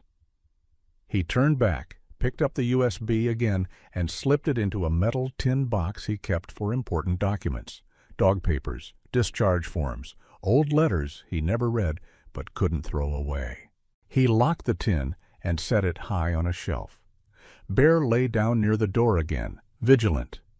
Caleb stared at his dog and felt an odd, almost mythic thought cross his mind. The old gods of winter loved to test the humble, but sometimes they sent guardians too, furred and silent, with eyes like lanterns. Caleb finally allowed himself one tired breath of humor. "All right," he muttered. "If this is war, at least I've got the best soldier," Bear's ear flicked, as if he understood the compliment, but refused to make a big deal out of it. Outside, the fog thickened, wrapping the cabin in secrecy. Somewhere beyond the pines, Trent Voss was probably telling himself he still had control. But control was an illusion. Caleb had the USB now. He had the tooth of proof. And tomorrow's meeting, whatever shape it took, would not be held in Trent's shadow anymore. The morning sky over Pine Hollow was a dull pewter, the kind of winter light that made every building look like it had been carved from ash. Caleb Hart arrived at the regional office with Bear at his side and the metal tin in his jacket pocket feeling heavier than it should have. The office wasn't the lodge. It wasn't warm wood and holiday wreaths. It was glass and polished stone, a place designed to look clean enough to convince people that truth was always orderly. Caleb hated places like this. They reminded him of briefings that pretended chaos could be controlled by fonts and bullet points. Walter and Ruth Shaw met him at the entrance, moving carefully but with purpose. Walter used a cane now, simple oak, not flashy, more a tool than a symbol, yet it made his posture look even more deliberate, like a man who had decided to walk through pain rather than around it. Ruth wore her red scarf again, neatly knotted, the same defiant color against winter gray. Her hands trembled faintly, but her chin stayed lifted. Davis Lark, their driver, hovered nearby like a quiet shadow in a dark coat, eyes scanning the parking lot out of old EMT habits, ready to step in without being asked. Inside the lobby, heat hummed from vents. The smell was paper and coffee and faint lemon cleaner. People glanced at Bear and then at Caleb, trying to classify him, veteran, trouble, liability, hero, depending on whatever story they preferred. Ruth ignored the stares the way a longtime teacher ignores giggles in a back row. Walter ignored them the way a man ignores weather. You acknowledge it, you don't bow to it. A receptionist guided them to a conference room on the second floor. The door had a brushed metal plaque, Pine Hollow Operations. The room itself was too tidy, long oak table, leather chairs, a screen mounted on one wall, a carafe of coffee that looked untouched by real human need. Caleb sat with Bear under the table, the dog's sable fur blending into shadows. Walter sat to Caleb's right. Ruth sat to his left. It wasn't planned like a strategy, but it looked like one. Caleb in the middle, flanked by two elders who had survived the worst kind of winter, the kind that lived inside you. The door opened, and the meeting began to fill. Harper Sloan entered first. Harper was the kind of man corporate structures love. Early 50s, tall and spare, iron gray hair cut precisely, clean-shaven jaw with a stern angle, eyes a pale blue that rarely softened. His suit was charcoal, expensive without being flashy, and his posture carried the calm authority of someone who believed order could protect people, because he had probably watched disorder ruin them at some point. There was a faint scar at the edge of his eyebrow, old and thin, suggesting life had once hit him harder than spreadsheets could. Harper's gaze swept the room, landing on Walter and Ruth with a flash of recognition that was almost personal. "Mr. and Mrs. Shaw," he said, voice measured. "Thank you for coming." Walter nodded. "Harper," Walter replied, as if they had met years ago, and neither had forgotten. Harper's eyes then went to Caleb, then to Bear. He didn't smile, but his expression shifted into something like respect. "Mr. Hart," he said, "I understand this has been a week." Caleb gave a small nod, refusing to decorate the truth. "Yes, sir." Another person entered behind Harper, a woman with a laptop bag and a clipped stride. Her name, Caleb would learn, was Celeste Vaughn, the corporate HR officer. She looked mid-30s, slim, with dark brown hair pulled into a sleek ponytail, skin a warm olive tone, and sharp black-rimmed glasses that made her eyes look even more precise. She wore a navy blazer that fit like armor, and her expression held the cautious neutrality of someone who had seen both real victims and very convincing liars. Celeste sat near Harper, opened her laptop, and positioned her pen like a weapon she preferred not to use. Then came Trent Voss. He entered last, as if delaying could change reality. The smugness he wore at the lodge had melted. His hair was still slicked back, but messier, his shirt wrinkled, and there were shadows under his eyes as if sleep had avoided him on purpose. He forced a smile when he saw Harper, but it came out crooked. His gaze flicked to Walter and Ruth, then snapped to Caleb and Bear, and his shoulders tightened, the way a man's shoulders tighten when he's standing near a trap he built himself. "Morning," Trent said too brightly. "This is unnecessary." Harper didn't sit right away. He remained standing at the head of the table, hands lightly resting on the wood. "We are here," Harper said, voice calm but unyielding, "because an employee was terminated on grounds of safety violations and unreliability. And we have credible allegations that evidence was manipulated. That is not a small matter." Trent scoffed a little, but the sound was weak. "He's unstable," Trent muttered, nodding toward Caleb as if pointing at a stain. "He's got a dog that—" Ruth's voice cut in, soft but firm. "His dog saved my life," she said. The room stilled. Harper glanced at Ruth, and something in his eyes softened for a moment. Humanity peeking through his corporate shell. "Mrs. Shaw," he said gently, "we will hear your statement after we review the evidence." Caleb reached into his jacket and placed the small metal tin on the table. The sound of it touching wood was quiet, but it landed like a gavel. Celeste's eyes tracked it immediately. Harper's gaze sharpened. Caleb opened the tin and pulled out the USB drive. He slid it across the table. "Trent dropped this on my property last night," Caleb said, voice steady. "Labeled safety logs." Trent's face flickered, and for a split second he looked like a boy caught with a stolen cookie. "That's—" he began. Harper raised a hand. "We will not argue before we look," he said. Celeste turned the USB over in her fingers, reading the label. "PHL safety logs," she said aloud. "Interesting." Harper nodded toward the door. "Ethan?" he called. A moment later a young technician entered.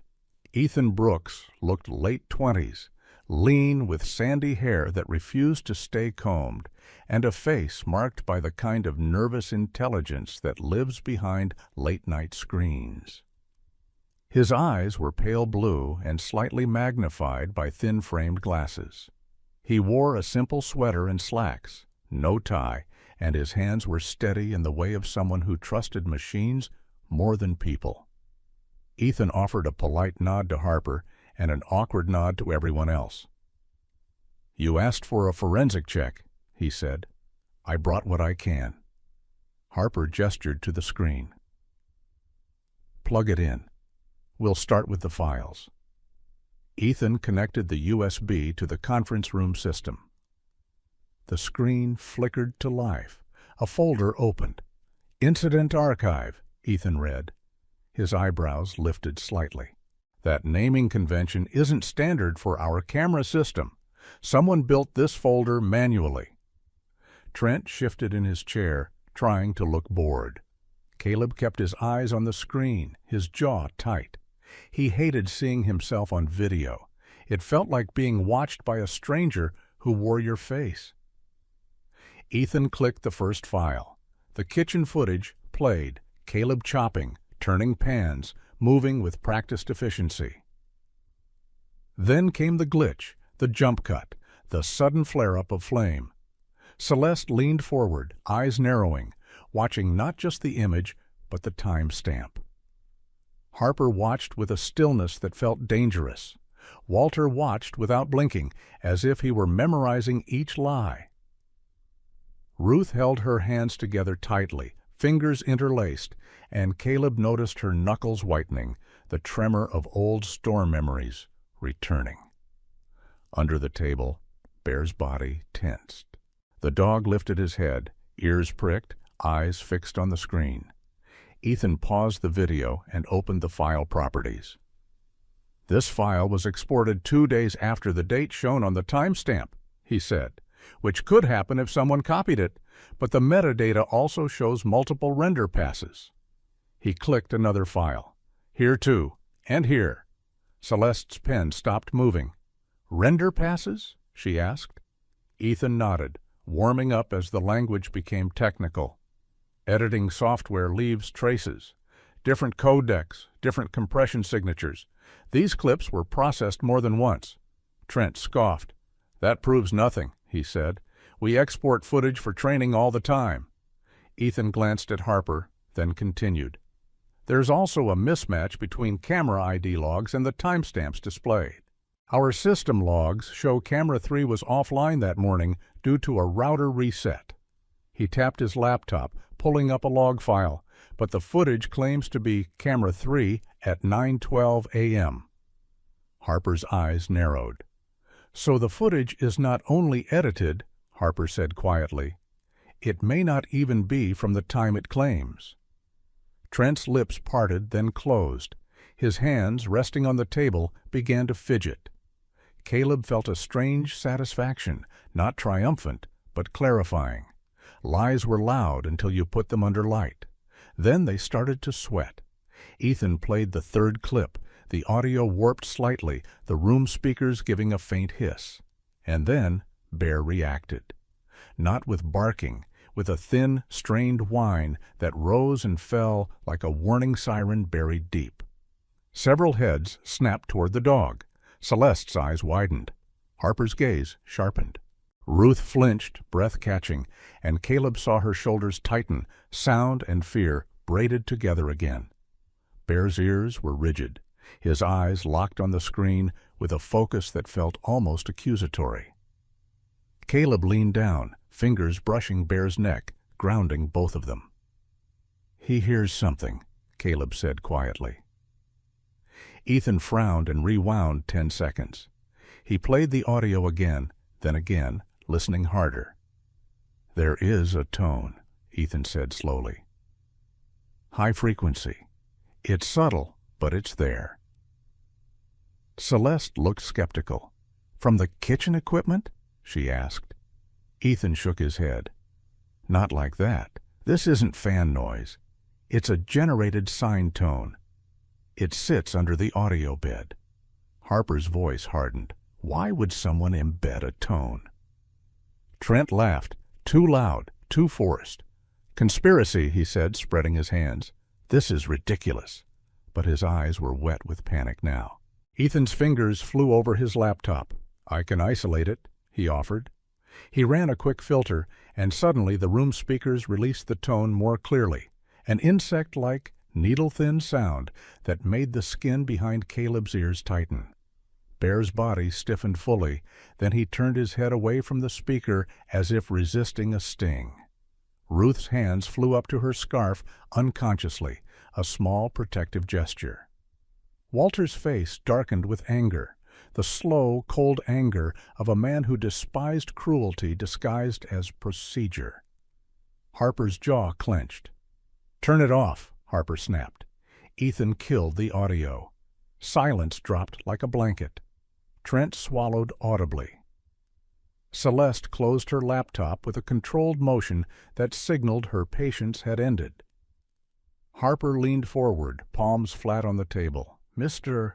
Voss," he said, and the calmness in his voice was more frightening than shouting, "Do you want to explain why safety footage was edited, timestamps were manipulated, and a stress-inducing tone was embedded in files used to justify termination?"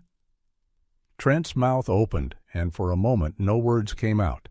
He licked his lips, eyes darting like a trapped animal's. I was documenting," he stammered. He's volatile. The dog, he makes people uncomfortable. I was protecting the lodge." Harper's gaze did not move. "You were protecting yourself," Harper corrected. Trent shook his head quickly, sweat beading near his hairline. No, you don't understand. Those old people, Walter, he's going to... Walter spoke then, voice low and steady. Going to what? He asked. Remember what you did? Trent's eyes flicked to Walter with something like hatred. Ruth leaned in slightly, her voice quiet as falling snow. Trent, she said, why were you at Caleb's cabin with a phone last night? Trent's throat bobbed. I was stalking, Celeste said flatly, and the word cut the room clean. Harper straightened slowly. Effective immediately, Harper said. You are suspended pending full investigation. Your access is revoked. Security will escort you out. Trent's chair scraped back. You can't do that, he barked, the old arrogance trying to resurrect itself. You need me. Harper's eyes flashed. We need decency, he said, not you. Trent's face crumpled, anger and fear wrestling. He looked at Caleb as if Caleb had done this to him personally. Caleb held his gaze without satisfaction. You did it to yourself, Caleb said quietly, repeating the truth from the fog. Under the table, Bear shifted and placed his paw briefly on Caleb's boot, steadying, affirming, almost like testimony again. The room noticed. Even Harper paused, eyes dropping to the dog for a heartbeat.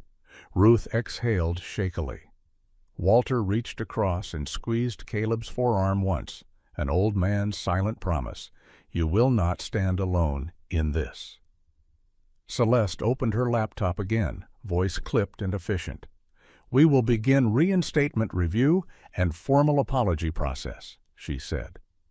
Harper nodded, then looked at Caleb. Mr. Hart, he said, and the corporate tone softened just slightly. You will receive back pay pending verification, and we will discuss options for your position after the investigation. Also, thank you. Caleb's chest tightened at the word, thank you. It still didn't fit comfortably. He only nodded. The meeting ended with Trent being escorted out, his lies finally heavier than his ego.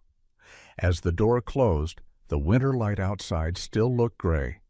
But inside the room, something had shifted, a crack in the ice, a hint of thaw. Caleb glanced at Ruth and Walter. Their faces were tired, but steadier. Bear's ears relaxed. And for the first time since the blizzard, Caleb felt something rare settle in his rib cage. Not victory, not revenge, just the quiet relief of truth breathing again. Winter didn't vanish in one heroic sweep. It loosened its grip the way an old god loosens a fist, slowly, reluctantly, as if mercy were a favor it didn't want to admit it could give. 2 days after the meeting, Pine Hollow's roads were plowed clean enough for life to pretend it had always been this orderly. But inside Caleb Hart, the storm still moved in quiet circles, not because he doubted the outcome, but because he didn't trust good news to stay. He sat at his kitchen table in the cabin, a mug of coffee cooling beside his elbow, watching Bear sleep with one eye open. The dog's sable coat rose and fell with steady breaths, and now and then his ears twitched like he was listening to dreams for intruders. Caleb's phone buzzed on the table. He didn't jump. He hadn't jumped in years, but his muscles tensed anyway. The screen showed Harper Sloan. Caleb answered, Mr. Hart. Harper's voice came through calm and controlled, the same voice that had turned Trent's lies into ash without raising volume. I'm calling with an update. Caleb's throat tightened. Go ahead. Trent Voss has been formally suspended pending investigation, Harper said. His system access is revoked. It is auditing all footage exports and access logs. HR is taking statements from staff. You were wrongfully terminated. Caleb closed his eyes briefly. The words should have felt like victory. Instead, they felt like breath returning after being held too long. Thank you, he said quietly. Harper paused, and for the first time his tone softened into something more human. You shouldn't have had to prove you were decent, he said. But you did, and it matters." Caleb's gaze drifted to Bear. "What happens now?" Caleb asked. Harper's answer came like a door opening. "We are reinstating you immediately with back pay. But," Harper added, "I don't want to put you back where someone like Trent had power over you. I want to offer you something else." Caleb's brow furrowed. "I'm listening." "We're launching a winter safety and roadside rescue protocol for all Pine Hollow properties," Harper said. "Training, equipment, incident reporting, and staff protection measures. I want you to lead it."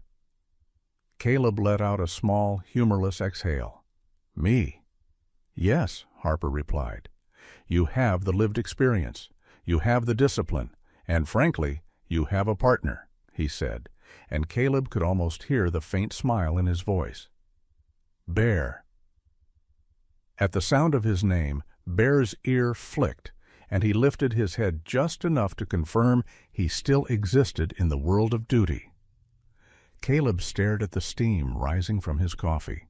Authority had never been his goal. It still wasn't. "Why me?" Caleb asked, though he already knew the answer.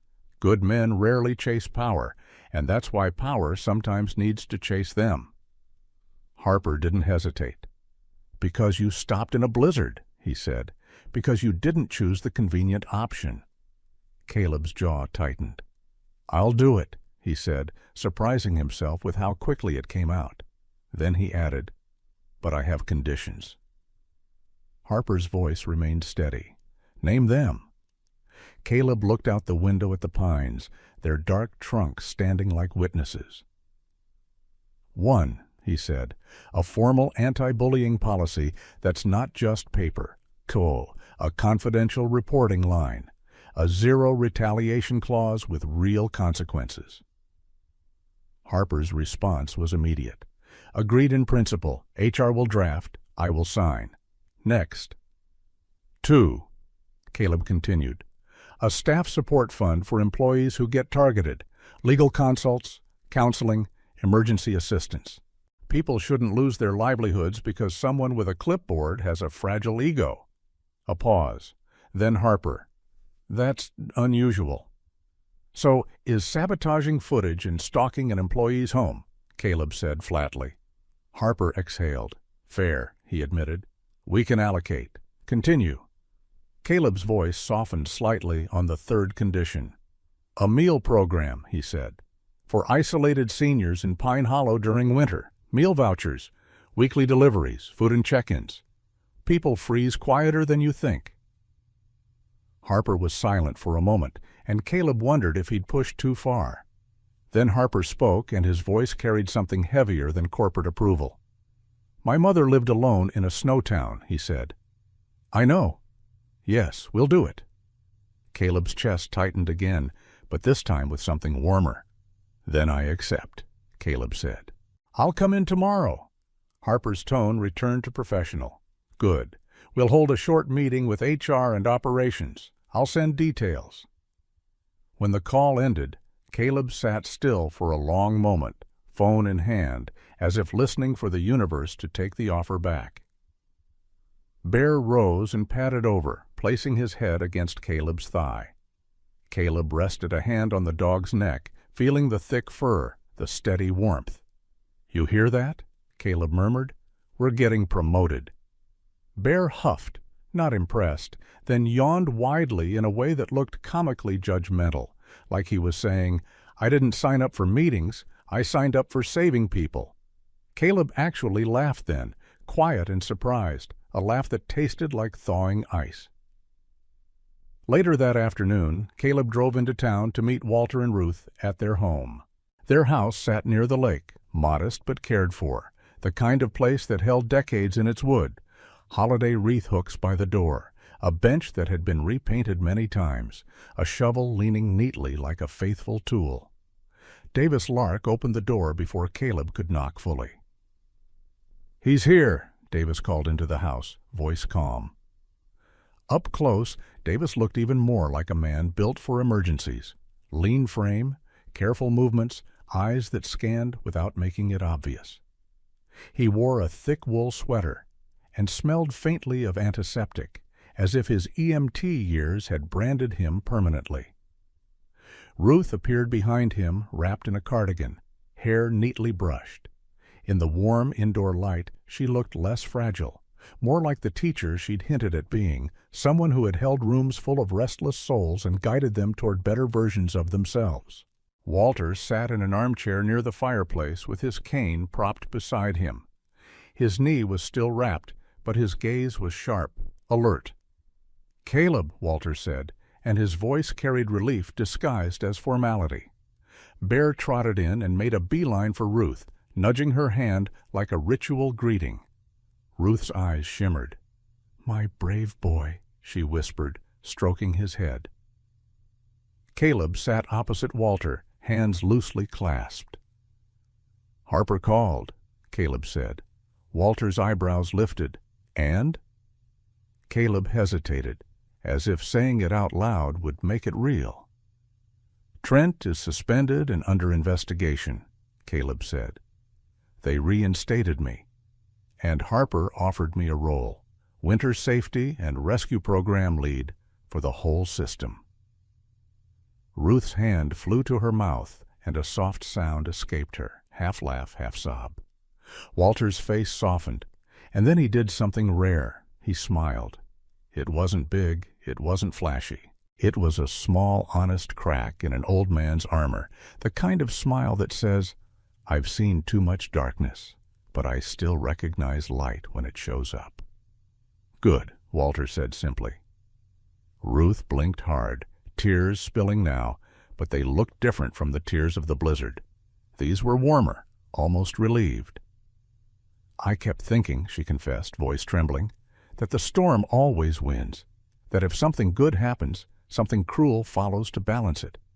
But maybe," she looked down at Bear, "maybe God is still arranging things." Caleb's throat tightened at that word, God, because he didn't know what he believed some days. Yet he couldn't deny the strange weaving of events.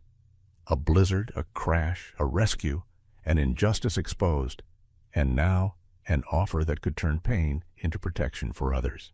Bear sat between them like a silent altar, the only one in the room who didn't seem surprised by any of it. Walter leaned forward. "Tell us your conditions," he said, already guessing there were some. Caleb nodded. "Anti-bullying policy, staff support fund, senior meal program." Walter's eyes widened slightly. "You asked for all that?" Caleb shrugged. "If I'm going to lead something, it should matter." Walter's smile returned, bigger now, tinged with admiration. "That's the difference," Walter said. "People like Trent wanted power to feel bigger. You want power to make others safer." Ruth laughed softly through tears. "And Bear," she said, "wants power because he thinks it means more treats." Bear's ears perked at the word treats, and he looked around as if expecting tribute. Caleb snorted. "He has excellent priorities," he said, and the room warmed with shared humor, lightening the heaviness like a lantern swung in a dark hall. The afternoon slipped toward evening, and Caleb found himself listening as Ruth spoke about her year's teaching. How she'd seen bullies become leaders, how she'd watched quiet kids vanish into corners, how she'd learned that kindness wasn't softness, it was stamina. Walter spoke less, but when he did, his words carried weight. Names of community contacts, suggestions for senior delivery routes, notes about which neighborhoods got iced in first. Davis quietly took notes, offering practical input like an old medic planning triage, who needed check-ins, who had mobility issues, who lived too far out. Caleb realized something then, like a myth revealing its moral in plain clothes. The storm had not just rescued Walter and Ruth. Walter and Ruth had rescued Caleb from bitterness. They'd taken his humiliation and turned it into leverage for good, not by yelling, not by revenge, but by standing still and asking one clear question until the truth had nowhere left to hide. When Caleb finally rose to leave, Ruth hugged him gently, her arms thin but determined. "Thank you," she whispered, "not just for saving us, for choosing to keep your heart open afterward." Caleb didn't know how to answer that, so he nodded and let it be true without arguing. Walter gripped Caleb's forearm in a firm handshake that felt like a passing of responsibility. "Make it real," Walter said. "Make it last." Caleb walked out into the cold evening with Bear at his side, the sky bruised purple above the lake. He felt tired but not hollow. Justice hadn't arrived with fireworks. It had arrived like old shoes on tile, steady, undeniable, carrying the weight of a town's conscience. And somewhere in that quiet, Caleb felt hope, not loud, not naive, but real enough to build something on. Spring did not arrive like a parade in Pine Hollow. It crept in like a shy guest, testing the porch boards with one careful step at a time. Snow still slept in shaded pockets beneath the pines, and the lake still wore thin plates of ice that groaned softly at night, as if winter was muttering in its dreams. But the wind no longer carried that hungry howl. It carried something gentler, drips, birdsong, the faint smell of thawed earth. Walter and Ruth Shaw recovered the way old trees recover after lightning, slowly, stubbornly, with scars that never fully disappear but stop bleeding. Walter's knee healed in stages, and he learned to walk again without flinching, though the cane remained nearby like a loyal witness. Ruth's tremors eased, not because she got over anything, but because she practiced living beside memory instead of under it. There were still moments when distant thunder made her shoulders rise, when an unexpected gust slammed a door and her eyes widened with that old, startled fear. But now she had a new habit. She would reach for Walter's hand, feel the warmth, and breathe until the present returned. "The storm is passing," she would whisper, as if speaking to both herself and the sky. "It is not staying." Caleb Hart saw this change up close. He visited their home near the lake every week, sometimes with groceries, sometimes with tools, sometimes with nothing but time. His new role, winter safety and rescue lead, filled his days with meetings, training modules, equipment checklists, and policy drafts that sounded boring but saved people. He learned quickly that paperwork could be a form of protection if written by someone who actually cared who got hurt. Harper Sloan kept his promise. Celeste Vaughn built a confidential reporting line and treated retaliation like a disease that had to be cut out before it spread. Ethan Brooks, still awkward and brilliant, became the quiet guardian of logs and access lists, the sort of tech man who didn't raise his voice but could dismantle a lie with a timestamp. Trent Voss's investigation dragged on, as investigations do, slow, procedural, grinding. But it ended where lies usually end, exposed, documented, and too heavy to carry anymore. He was terminated, barred from company systems, and quietly vanished from Pine Hollow's polite conversations like a bad smell people were embarrassed to admit they noticed. Caleb didn't celebrate Trent's fall. He just felt the air clear, like a room after someone finally opens a window. What surprised Caleb most was what Walter and Ruth asked for next. They didn't ask for compensation. They didn't ask for vengeance. One late afternoon, as sunlight angled gold across the lake and Bear lay sprawled on Ruth's rug like a furry rug that could judge you, Ruth said, "We want to build something." Walter nodded, eyes steady. "Not a monument," he added, "a shelter." Caleb leaned back in his chair, brow furrowing. "For who?" "For anyone," Ruth answered, and her voice held that teacher's certainty again. Drivers caught in sudden squalls, staff walking home after late shifts, old men who pretend they don't need help until their fingers go numb, teenagers who run because home is louder than the blizzard. Walter's hand found Ruth's without looking, fingers interlacing as naturally as breathing. "We've spent 30 years trying to outrun storms," Walter said quietly. "We can't? So we're going to be a light instead." Caleb's throat tightened. He thought of his own cabin, the nights he'd hidden in silence, the way he had called it peace when it was really just avoidance wrapped in pine scent. "Where would this shelter be?" he asked. Walter pointed a finger toward the window, toward the edge of the woods. "There's an old ranger outpost near the logging road," he said. "Unused. Solid bones. Needs work." Caleb pictured it instantly. Rough timber, creaking boards, drafty windows. The kind of place that could become sacred if someone decided it mattered. "We'll fix it," Caleb said, and the words came out before he could overthink them. Bear lifted his head at the tone of commitment, ears pricking as if he'd just been given a new mission. "We'll fix it," Walter repeated, smiling faintly. "All of us." The work began on a Saturday when the sky was clear, but the air still bit. Caleb arrived first in his worn brown leather jacket and red and black plaid shirt, carrying a toolbox and a coil of rope. Bear bounded ahead, sniffing the ground like he was inspecting the job site. Walter arrived with Davis Lark, moving slower but determined, cane tapping the earth like a metronome. Ruth stepped out last, wearing a thick coat and her red scarf, cheeks pink from cold, eyes bright with purpose. "This is the place?" she asked, gazing at the weathered structure nestled among pines. The outpost looked forgotten, gray boards, a sagging porch, windows clouded with dust. But the roof was intact, and the foundation held. It was a survivor. Caleb nodded. "It's ugly," he said. "So it's perfect." Ruth laughed softly. "I married an ugly man once," she teased Walter. Walter snorted. "I married a woman who lies," he shot back, and the humor warmed the air like a kettle on a stove. Bear trotted onto the porch and barked once, as if declaring ownership. Caleb pried open the door. The inside smelled of old wood and cold. Dust drifted in the slanted sunlight. A rusted stove sat in the corner. A wooden table leaned against the wall.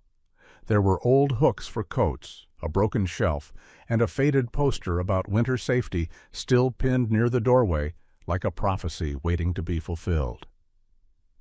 Caleb walked through slowly, imagining it transformed. Benches near a heater, a pot simmering, a stack of blankets, a bulletin board with emergency numbers. A place where no one had to pretend they weren't scared. A place where the storm could rage outside and still fail to take what mattered. They worked for weeks. Caleb replaced boards and reinforced steps. Walter measured and cut with steady patience, his old hands surprisingly skilled, as if he'd built things his whole life and simply hadn't done it in years. Ruth scrubbed floors and repaired curtains, humming sometimes under her breath. Small tunes that sounded like lullabies for a building learning to breathe again. Davis handled logistics, donation lists, supply runs, transportation routes, and the unglamorous paperwork that made good deeds sustainable. Bear supervised all of it with saintly seriousness, moving between them, occasionally stealing a glove just to remind everyone that love needed humor, or it would get too heavy to carry. The name came one evening when they sat on the porch steps, watching the last snow patches glow blue in twilight. Ruth had been quiet, gazing at the pines like they were old teachers too. "Winter Lantern House," she said suddenly. Walter looked at her. "Lantern," he repeated, tasting the word. Ruth nodded. "A lantern doesn't fight the storm," she said. "It just refuses to go out." Caleb stared at the building, now cleaner, sturdier, warmer. "Winter Lantern House," he echoed. "Yeah, that's it." Walter chuckled. "And what do we serve?" he asked. "Besides hope." Caleb's mouth twitched. "Soup," he said. "Coffee. Bread." Ruth pointed at Bear with mock seriousness. "And jokes," she declared. "We will serve jokes." Caleb raised an eyebrow. "Mandatory?" "Mandatory," Ruth confirmed. "For example," she said, leaning toward Caleb as if sharing a secret. "Don't worry, the storm god only talks big. Once Bear shows his teeth, even the gods learn manners." Bear, as if understanding his name, in a sentence, wagged his tail and sneezed dramatically. Walter laughed, a real laugh this time, fuller than the rare smile before. It sounded like something that had been locked away for years, finally being set free. The first night they opened was not a grand ribbon cutting. There were no cameras, no speeches, no officials in suits, just a handmade sign nailed near the door. Warmth inside, come in. The sky was heavy with snow again, late season, stubborn, like winter wanted one final argument. Caleb lit the stove, set a pot of soup to simmer, and laid blankets on a bench. Ruth arranged mugs and a tin of biscuits. Walter taped emergency contacts beside the door and wrote in bold marker, "If you're lost, sit down first. Breathe, then call." Bear lay near the entrance like a living welcome mat with a warrior's heart. The first person to arrive was a young woman named Sierra Lane, early 20s, tall and slender with pale skin reddened by cold, freckles across her nose, and long auburn hair tangled under a knit beanie.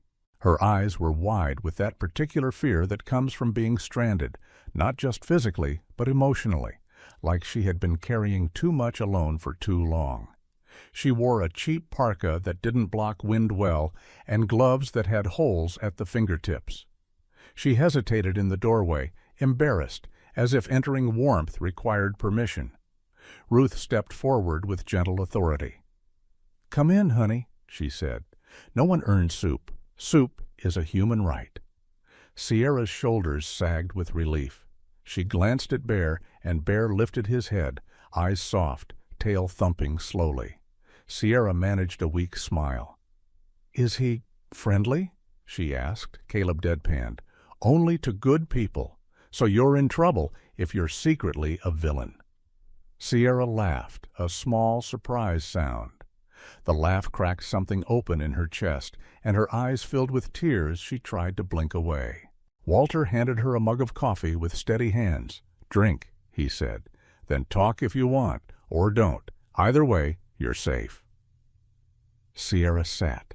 She sipped. She began to shake less. Outside, the snow fell harder. Inside, the lantern held. More people came that night. A delivery driver whose truck had slid into a ditch. An older man named Howard Peak, late 70s, thin as a fence post, cheeks hollow, wearing a coat too light for the weather. He admitted quietly he hadn't turned his heat on because he was saving money. Ruth's eyes sharpened at that, and she made a note without making him feel ashamed. A teenage boy stopped by, saying he was just passing, but the way he devoured soup suggested he hadn't eaten properly in days. Caleb didn't interrogate him. He just refilled the bowl. That was what Winter Lantern House was for. Not questions first, but warmth first. Later, when the room quieted and the visitors dozed on benches or sat in silence, Ruth and Walter stood together by the window. Their hands found each other naturally, fingers interlocking like roots. Caleb watched them and understood the moral the storm had carved into this whole tale. Old love was not fireworks. It was holding hands in a burning car and still remembering to come back and hold the hand of the man who saved you. It was choosing every day to be a light for each other, even when your own heart still flinched at thunder. Ruth leaned her head briefly against Walter's shoulder. "Do you feel it?" she whispered. Walter nodded. "Yes," he said. "The storm passes." Ruth's eyes glistened, but her smile stayed. "And we stay," she finished. Caleb looked down at Bear, who was watching the room with calm vigilance. "We stay," Caleb echoed quietly. Outside, the snow continued to fall, but it sounded softer now, less like a threat, and more like a story ending the way stories should. Not with screaming, but with a steady light refusing to die. When the last snow finally loosened its grip on Pine Hollow, the miracle wasn't that the storm ended. Storms always end. The miracle was what remained after. Hands that still reached, hearts that still opened, and a small lantern house beside the forest that refused to go dark. Caleb didn't rescue Walter and Ruth with superpowers. He rescued them with a choice. And in that choice, God's quiet fingerprints showed up, the kind that don't thunder, don't demand applause, but turn one act of mercy into a chain of mercy that touches a whole town. Because sometimes God doesn't send a loud sign. Sometimes He sends a tired man on a lonely road, a loyal dog who senses danger before it blooms, and two old souls who decide love is not just romance, but responsibility. In daily life, the storms look different. They can be a hard phone call, a lonely dinner, a bill you don't know how to pay, a fear that returns at night like cold wind under the door. But this story reminds everyone that the storm is not the owner of the house. It is only a visitor. And grace, God's grace, still slips in through the cracks. In a warm bowl of soup, in a neighbor's knock, in the courage to stop for someone when it would be easier to keep driving. So if this story touched the heart today, let it be a lantern in someone else's winter. Share it with a friend who needs hope. Leave a comment telling where you're watching from, and if you've ever seen a small miracle in your own life. And please subscribe to the channel so more stories of love, loyalty, and second chances can reach the people who need them most. May God bless you and keep you. May He strengthen your steps through every storm, and may His light guide your home, today, tomorrow, and always. Amen.